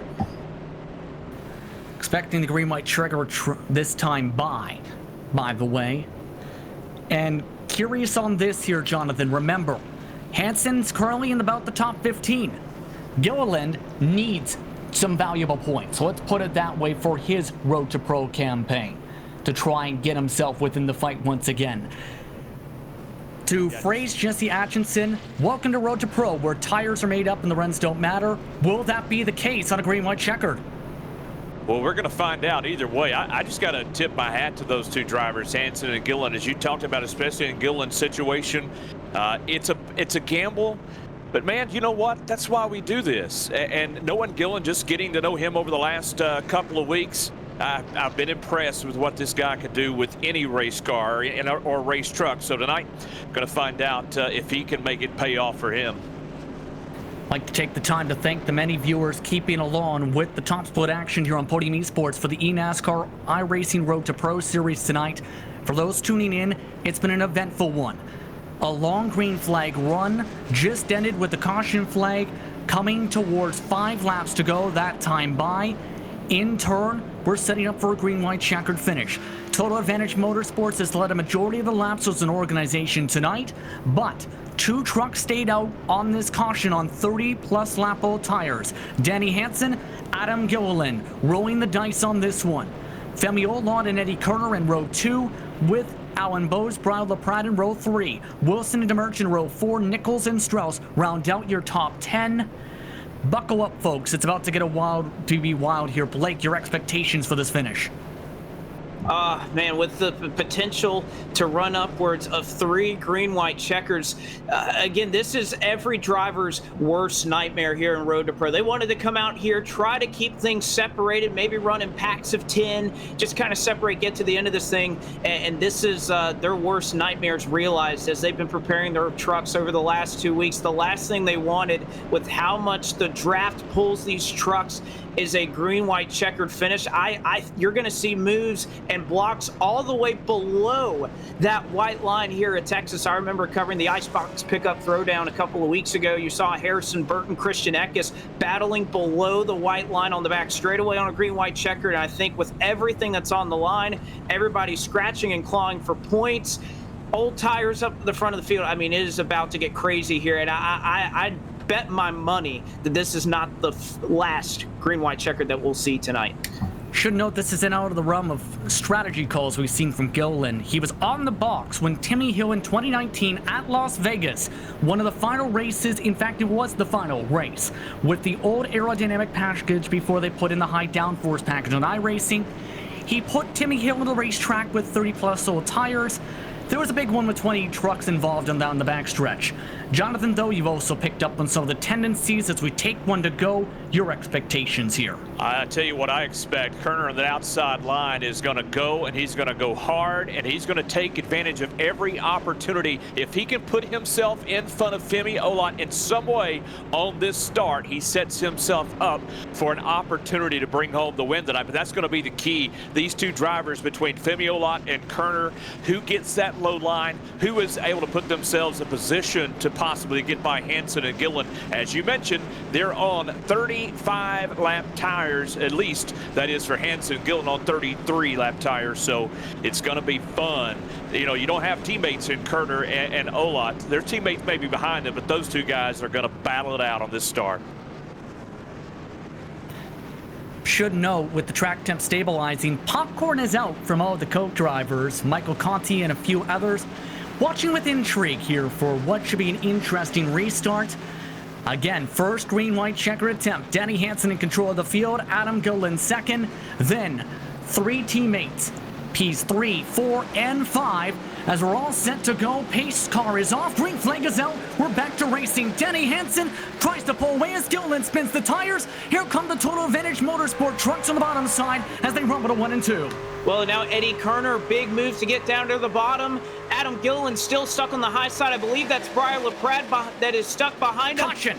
But here we move for the lead as caution flag flies in the back of the pack. One truck stuck here on the outside wall. That's the 15 rather, of Kevin King that is up here. And it may not have been the wreck of the magnitude that we were expecting, but nevertheless, it's enough to trigger a caution flag, and we'll have to re-rack them and start it all over again.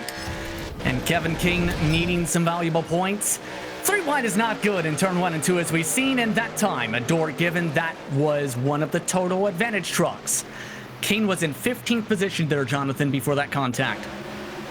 Definitely, this is going to upset the way things are going. Now, at the moment of the caution, now, correct me if I'm wrong, I believe Hansen was still with your race seat, so that'll put Olot to second, Bose in third, and Kerner. So it's going to be interesting here on this next green-white checkered finish. The lineup here, are we going to have teammates on the inside, I believe? On the outside at the very least, but remember, Hansen's still in control of the field on the bottom side of the racetrack. It is a 2-3-4 between Dead Zone and Total Advantage Motorsport trucks. Landon Huffman might have another smile on his face, depending on how things turn out here. Let's go side by side. Second green-white checkered attempt coming up. You're watching Podium Esports for eNASCAR iRacing Road to Pro Series action for the virtual Texas Motor Speedway.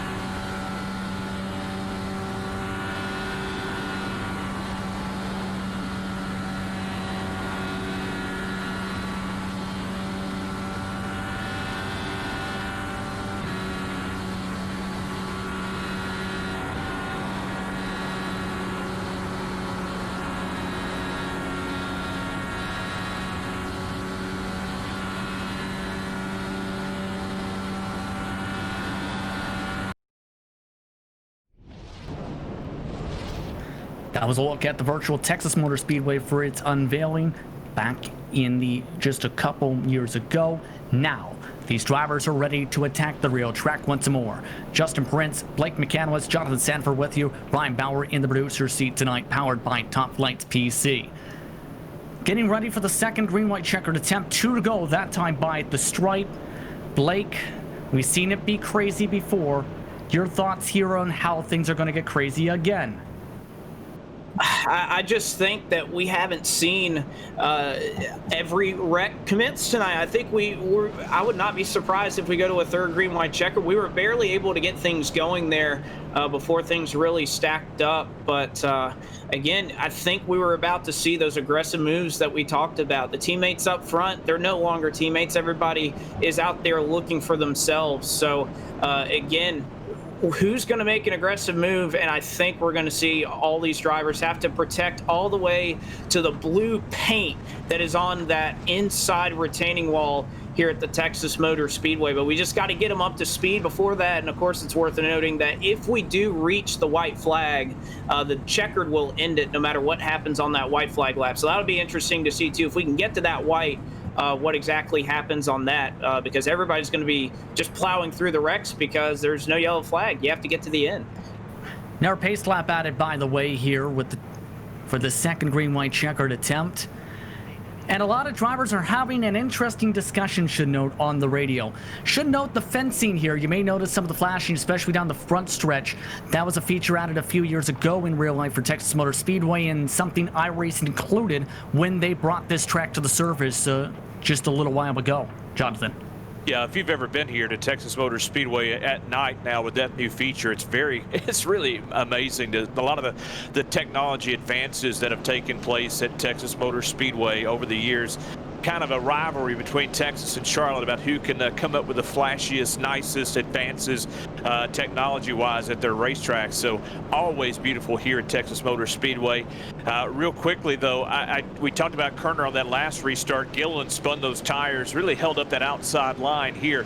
I'm interested to see how quickly Olot jumps out as he jumps on the outside of Hansen here on this start. Can Kerner get himself, as that outside line's possibly going to start faster, can he get himself down in front of the teammate Alan Bowes and possibly set himself up for a pass for the win?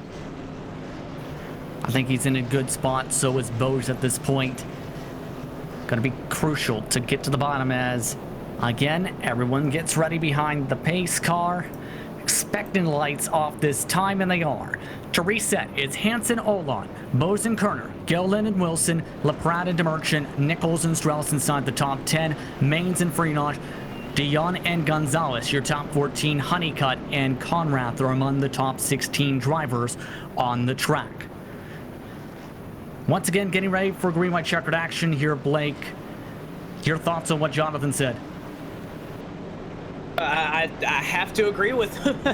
I just think that, these drivers that are up here in these good positions, they're going to be able to find their way forward. And, one driver I wanted to highlight here really quick before we get back going to the green flag. How about the drive for the Burton Kligerman Esports driver of Briar LaPrade? Had some tough luck here in this Road to Pro season. Hasn't necessarily had the season he wanted in that regard, but is up here running up front.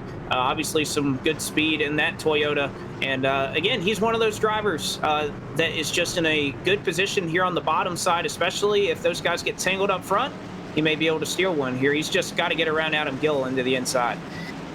By the way, for those checking in on this broadcast and wondering about the drops points calculations via John Gorlinski, he is reminding fans to please stick around and be patient, because this finish is about to get wild. Second green-white checkered attempt. Danny Hansen in control of the field. Green flag is out. We're underway. LaPrade caught sleeping as everyone else up through the gears, through the quad oval, side by side for second position to turn one. And they run side by side, but the leader in the 32 has been able to pull away. But here comes the run from the Total Advantage bunch behind him. How low do they go? Goes to the bottom. Oh, Gilliland spinning. Total Advantage trucks. That's nearly half the field that is involved here on the back straightaway. We'll have to sort this out, but my goodness, a huge wreck on the backstretch involving and starting around the Adam Gilliland machine.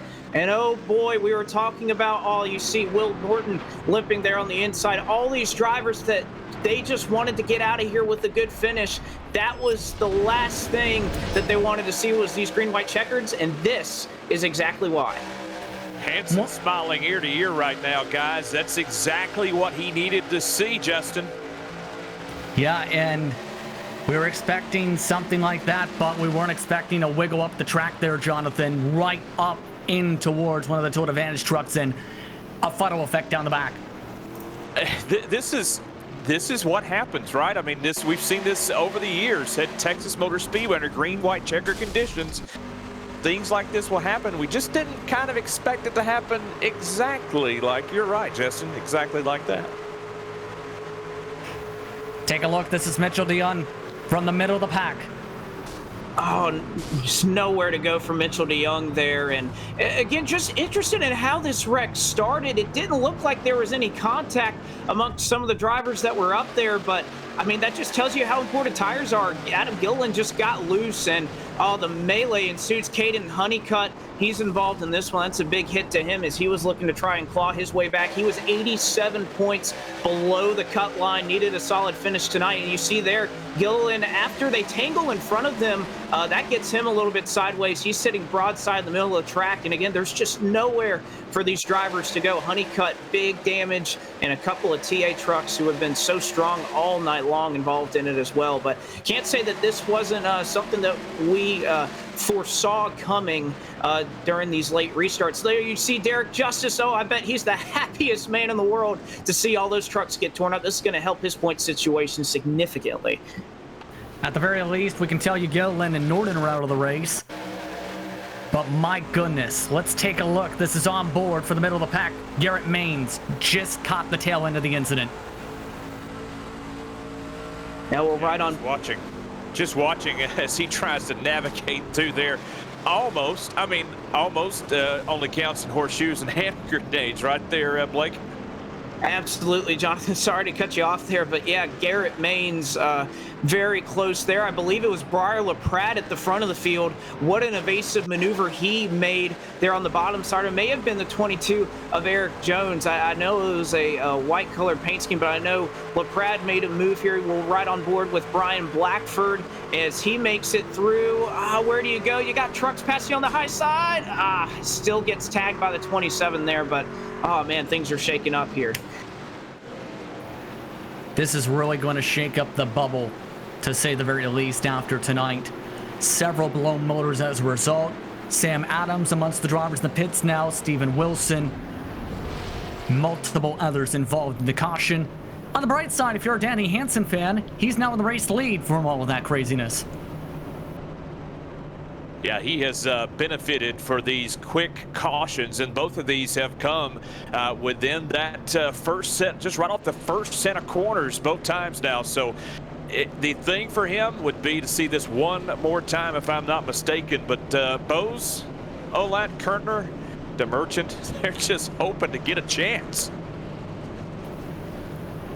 At least double-digit numbers involved in that incident to trigger the third and final green-white checkered attempt. The trucks involved: Adam Gilliland, Zach Nichols, Steven Wilson, saying unlucky for his incident. Garrett Maines, Caden Honeycutt, Michael Finlayson, Sam Adams, Brian Blackford, multiple others also involved with significant damage in the incident. A rough one from the caution. Blake, curious how second split's going at this rate, especially after this big one. Well, it's largely mirroring what we're seeing here in top split.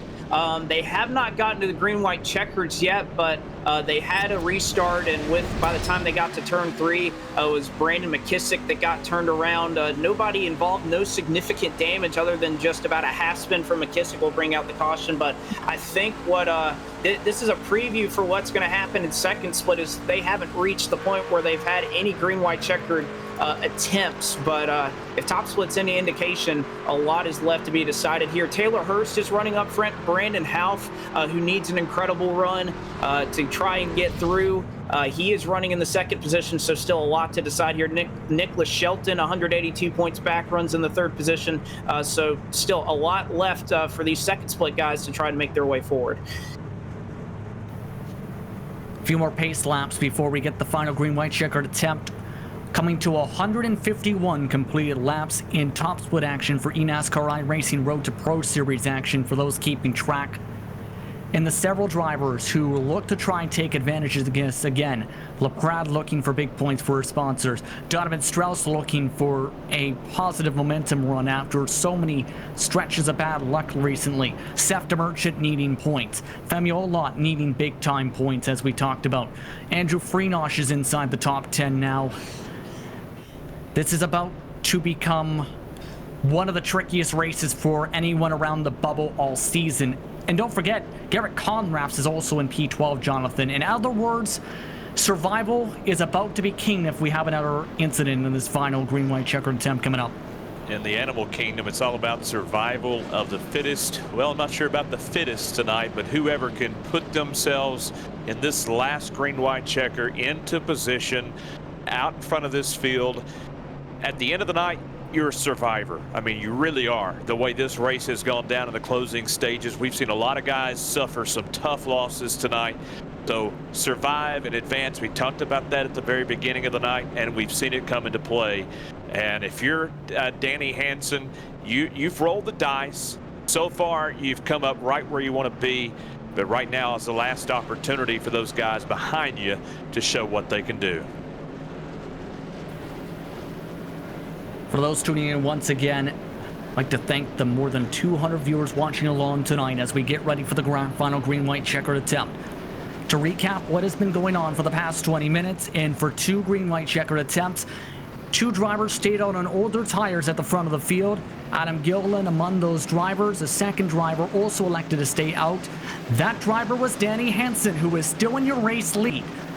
Then, caution came out for the first green-white checkered after Kevin King was shuffled up the track. Second green-white checkered was triggered after a big one. Now, we're all set to go for the third green-white checkered. Pace car is off. Danny Hansen off and away. Back and away from Texas. One final green-white checkered attempt as they're nearly crashing to the back of the field. 3-4 wide to the quad over into turn 1. How about Derek Justice on the bottom 4 wide? But right now, Danny Hansen, the man that everybody's trying to catch again. If we face the white flag, we'll go all the way to the checkered. If we get a caution right now, it'll end the race. Hansen leading, but total advantage looking to pounce as they head into 3. Down to 3 and 4. Right now, it's Alan Bowes to the outside. It's 2 by 2. Olot down to the bottom. Bowes to the outside. Caution flag is back out. That's it. And a caution down the backstretch. 17th place truck involved in that one. And we are under yellow to finish this race. Dylan C. Jones, who got his laps back, blows his engine as the race is now coming towards its final lap. What a gutsy call blank by Danny Hansen. This is the caution reasoning as there are 4 wide and 1 and 2. 4 wide, you see Kevin King on the bottom side. The 32 just barely comes up into him, and he'll tag Brian Blackford in that one. And again, Dylan Jones, another driver, he was on the cut line. He was 25 beneath 20th place, and we'll get another good look at it here as again these guys in the back of the pack, that's where the real points battle is. All these guys up front, they're mostly good on points. Everybody's having to get everything they can. It's the end of the season. Nobody's going to give it inch. Look at Dylan Jones there, 3 wide. Oh my goodness, how did he fit that truck in there? And of course it doesn't get any easier when they get down to the corner. 4 wide, and they're not able to make it work. But again, no inches are given here at the end. Everybody's going to take everything that they can. And unfortunately, it's going to create situations like this, and the drivers just aren't able to sort it out to finish this thing under green. And under a bold strategy call, Danny Hansen stayed out on 30-plus lap old tires. He's your winner at Texas Motor Speedway in eNASCAR iRacing Road to Pro Series action.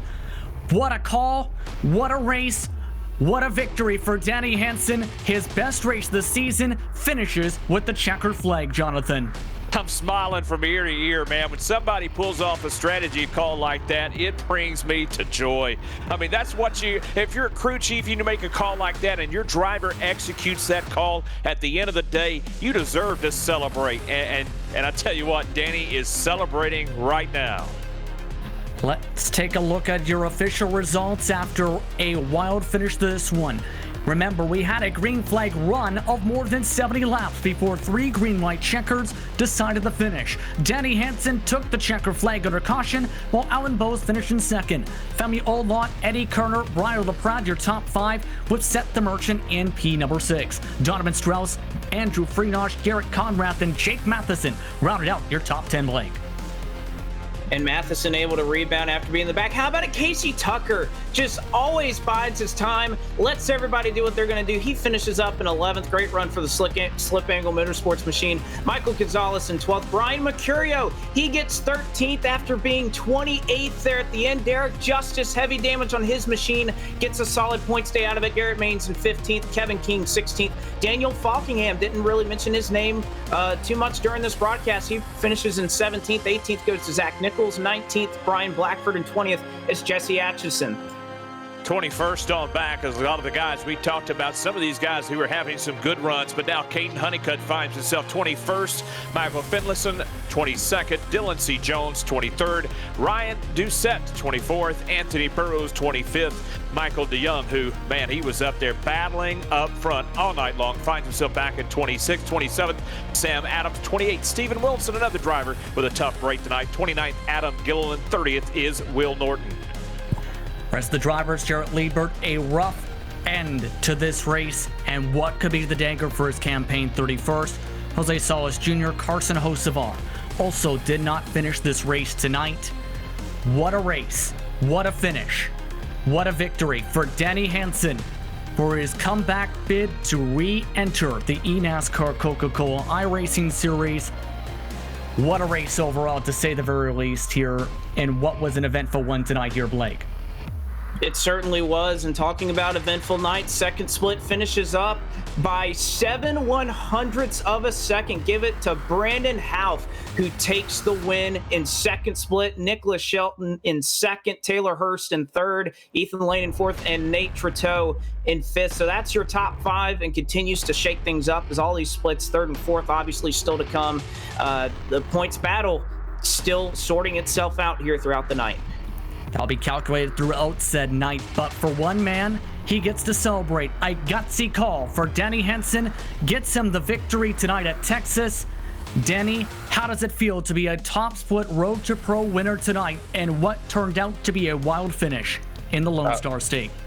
It feels just as good as when we won the DWC race back in 2013. It's always a huge accomplishment, and you know, with how crazy this esports stuff has taken off and the level of competition, it's nice to be back on top in a way. Have to ask about the decision for the strategy call. You and Adam Gilliland elected to risk staying on the racetrack on 3-lap old tires. What came down to that decision? Honestly, we thought we were in trouble when everybody came in behind us. We thought a lot more people were going to stay out, and you know, we were running good before the yellow came out. I would have been happy with fourth. Just wanted the race to go green and end, but we weren't so confident when everybody came down. Now, this victory tonight means your Melon Man truck is in good position. You came into tonight in the mid-pack of the top 20. This is the type of points haul it looks like you may have needed for the final two races. How much relief is it to get this victory in this big points haul to grow the buffer to the cushion? Oh, it's a huge relief. Phoenix, I think, will be all right at, but as everybody knows, Martinsville is going to be just a huge wild card, so it'll be nice to kind of just go in there, ride around, and know that we don't have to finish in a certain position, that we hopefully will be locked in by then. Speaking of Martinsville, your expectations for the second last race of the campaign? You know, I like the track. I've had good success there, but with the tire limits and late race restarts, it doesn't matter where you ran or how good you are. You can get, you know, wrecked from 2 or 3 rows back. So, you know, I expect us to be quick. We've been quick all year, but it's just going to be all about staying clean. Anyone you want to thank in that Melon Man truck for your victory tonight? Yep, I want to thank Melon Man, Ross Chastain for all their support on the esports side of the program. Got to thank Mitchell DeYoung for all of his help on the just driving and testing portion of all this. It always blows me away how much better he is and gets better on the oval side after, you know, being a road ringer for how many years. So big things to come out of him. I know he got in an incident tonight, but he'll be quick for the last 2 weeks. And I want to thank Jason Loafing, my spotter, Carson Downs, Adam Gilliland, everybody over at our little group that makes it happen. And what's the name of the little group again? Man, I don't even know if we have a quote-unquote team like some of these other guys do. We just kind of make it happen. That's something I think you may have to start planning for if you do make the Pro Series. Congratulations, though, on the victory. Thank you. Danny Hansen coming away with the victory. Very happy, especially since, as he mentioned, a race winner in the eNASCAR Coca-Cola iRacing Series during its early days. But second place went to Alan Bowes. We'll be standing by with Jonathan Sanford. Yeah, standing down here in pit lane with Alan Bowes, your second place finisher. Now, Alan, talk about you guys tonight. Total Advantage Motorsports had a lot going on up towards the front all night long. Talk about what it was like running nose to tail throughout most of this night, and a lot of the shuffling that you guys saw throughout this night. Alan Bowes, do you have a copy, sir? Try this one more time. Alan Bowes, do you have a copy? I believe we may have unfortunately lost Alan Bowes. Apologies on his behalf for the second place finisher believe Blake McCandless for the time being has caught up with Femi Olot. Will he be standing by, Blake? Well, left's in the chat for Alan Bose, but nevertheless, we'll talk to one of his teammates who led a significant portion of this race. And Femi, I know this was a stressful couple of weeks for you guys, wondering what could happen, all the chaos that could potentially happen here at Texas, but you end up running up front for the majority of it. And after being so close to that cut line in the top 20, you're able to get a third place finish out of it. How does it feel? That was a pretty solid race overall. It's nice to come on P3. Thought I had a chance at the win, but the points are the most important thing. Being that close to the cut line, and it's kind of funny because I didn't think I was going to queue this race. I ended up queuing, and I led a lot more than I thought I was going to, more than I planned to. Well, and kind of talk about, obviously you see that TA emblem on the hood right there. And I mean, it's just always up front. You guys have brought the speed and obviously have the caliber of drivers to be able to get everything done. How helpful is it when, you're running up front here? How much confidence does it give you when you see all the rest of your total advantage friends, pretty much regardless of racetrack, always running up front with you? Well, a lot of work goes into preparing for these races, and that's a big shout out to Dustin Langert, Jarrett Liebert, Houston Hamer, and it's pretty nice to just have your teammates around you, especially at a style of racing like we had tonight. Even got to throw Mitchell's name in there. It's just like everybody's looking out for each other. You kind of trust the guys you're racing around, and when you're racing under a blanket with like 10 guys like that, it's just it makes everything easier knowing that you can trust the people that are around you. Well, you say trust the people around you. Next time out, we go to Martinsville with 2 races left. The battle for the points is only getting more dramatic as we wind down here. What are your expectations? I want to let you enjoy this third place finish, but kind of what are your early thoughts about heading to the paperclip here in a couple weeks?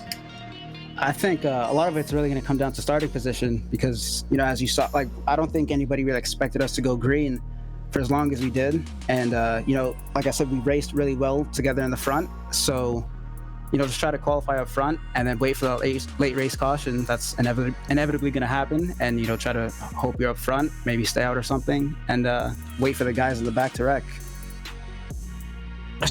So, Femi, we'll go ahead and throw you the mic one more time. Go ahead and give anybody a shout out there that needs it. Thanks to you guys for broadcasting. First of all, it's really nice to be able to, finish a race like that, then come do an interview, and all the people that watch the races. Shout out to Total Advantage and Dead Zone Racing. Like I said earlier, a lot of work goes into preparing for these races, and it's working out. And a shout out to Graham Bull, and he did some awesome spotting for me tonight. Made my job driving and under all that stress a lot easier. And thanks to them. So you'll see a lot of eNASCAR, Coca-Cola, iRacing Series talent, whether they're just spectators, spotters. They are very involved in this Road to Pro campaign as much as some of these drivers are, and particularly in terms of the preparation. So, Femi, we thank you very much. Congrats on the third. Go enjoy it and see if we can't replicate it here in a couple weeks at Martinsville as we look towards the end of this thing. Thanks, guys. Again, strong run once again for Femi Olot, much needed for the point standings entering tonight. But the man who came home in second is now prepared. It's Alan Bose with Jonathan Sanford, rather. That's okay. Alan, a night tonight to be remembered here at Texas Motor Speedway, but I got to ask you, what was going through your mind, those 3 green-white checker opportunities with just that win right there within your grasp? Yeah, I wanted it pretty bad. Danny played the right strategy, though. I guess he figured we wouldn't make it more than a lap, and he called it right. But, I hate it. I really wanted it, especially with Steven getting wrecked there on that first green-white or second green-white checker. So, it really was cool to watch you guys, Alan. Some of you guys really good on points, but it didn't really matter, right? I mean, you guys were aggressive all night. You wanted that win. Yeah, I think me being locked in already actually helped me out. I was able to be a lot more aggressive. I wasn't really as worried about whether or not I wrecked. So being able to go in there into this race in a track that was completely draft locked, pretty much from the center of 1 and 2 until the entry to 1, it gave me a chance to make more aggressive moves to get through the field. And unfortunately, just couldn't quite get it all done, but I gave it my best shot. How important was it having your teammates out there tonight? I know we don't really talk a lot about Texas in terms of teammates, but I mean, look at tonight, the way this track had to be attacked. Teammates were a real blessing for some of you guys. Yeah, leading for quite a while there, having Steven behind me for the majority of that really helped me not have to focus on the mirror quite as much, so I could hit my line.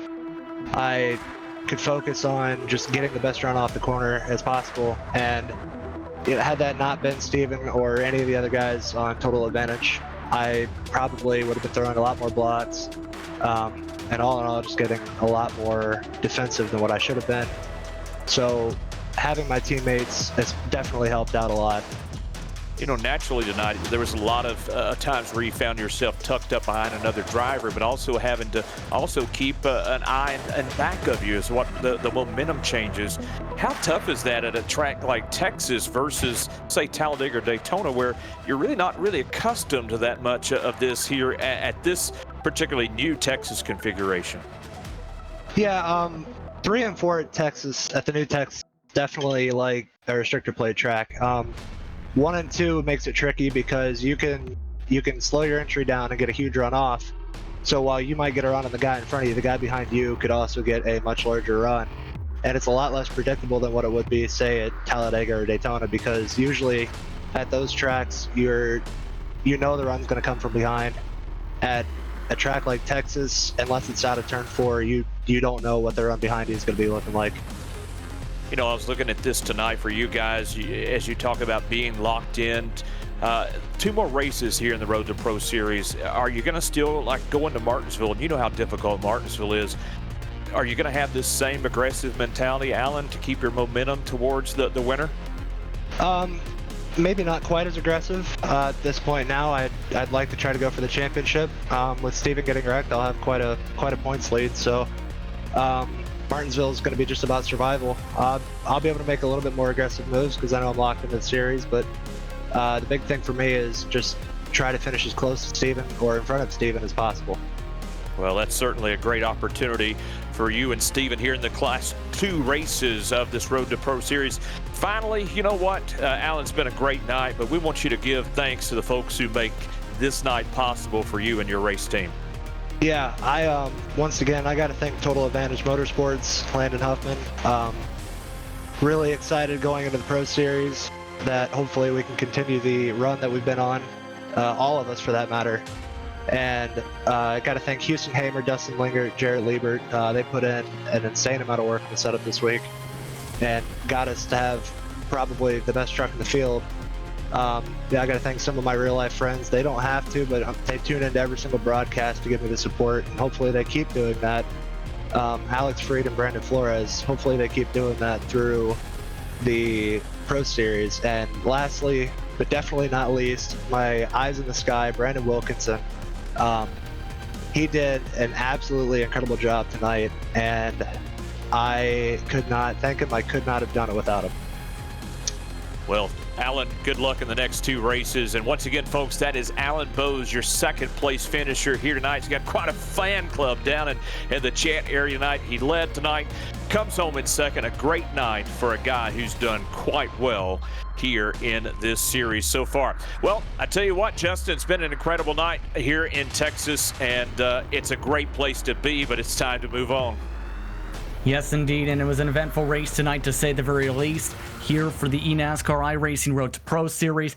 Still a couple more races to go, Blake. And for Denny Hansen, it was a very happy birthday. It's his birthday tomorrow with the victory. But still plenty of action to go and plenty of racing coming up, including the Esports Racing League tomorrow from Worldwide Technology Raceway, also known as Gateway, on August 19th at 7:30 p.m. Eastern Time on twitch.tv/eRacing. The Cars Esport Tour also follows suit at Martinsville. That'll be right after Eero coverage on Podium Esports' Twitch at twitch.tv/Podium Esports. That's also where you can find the FTF Grand National Series, presented by Splash and Go Graphics. as they go to the 2007 version of Daytona International Speedway. That starts at approximately 10 p.m. Eastern Time on August the 22nd on twitch.tv/Podium Esports.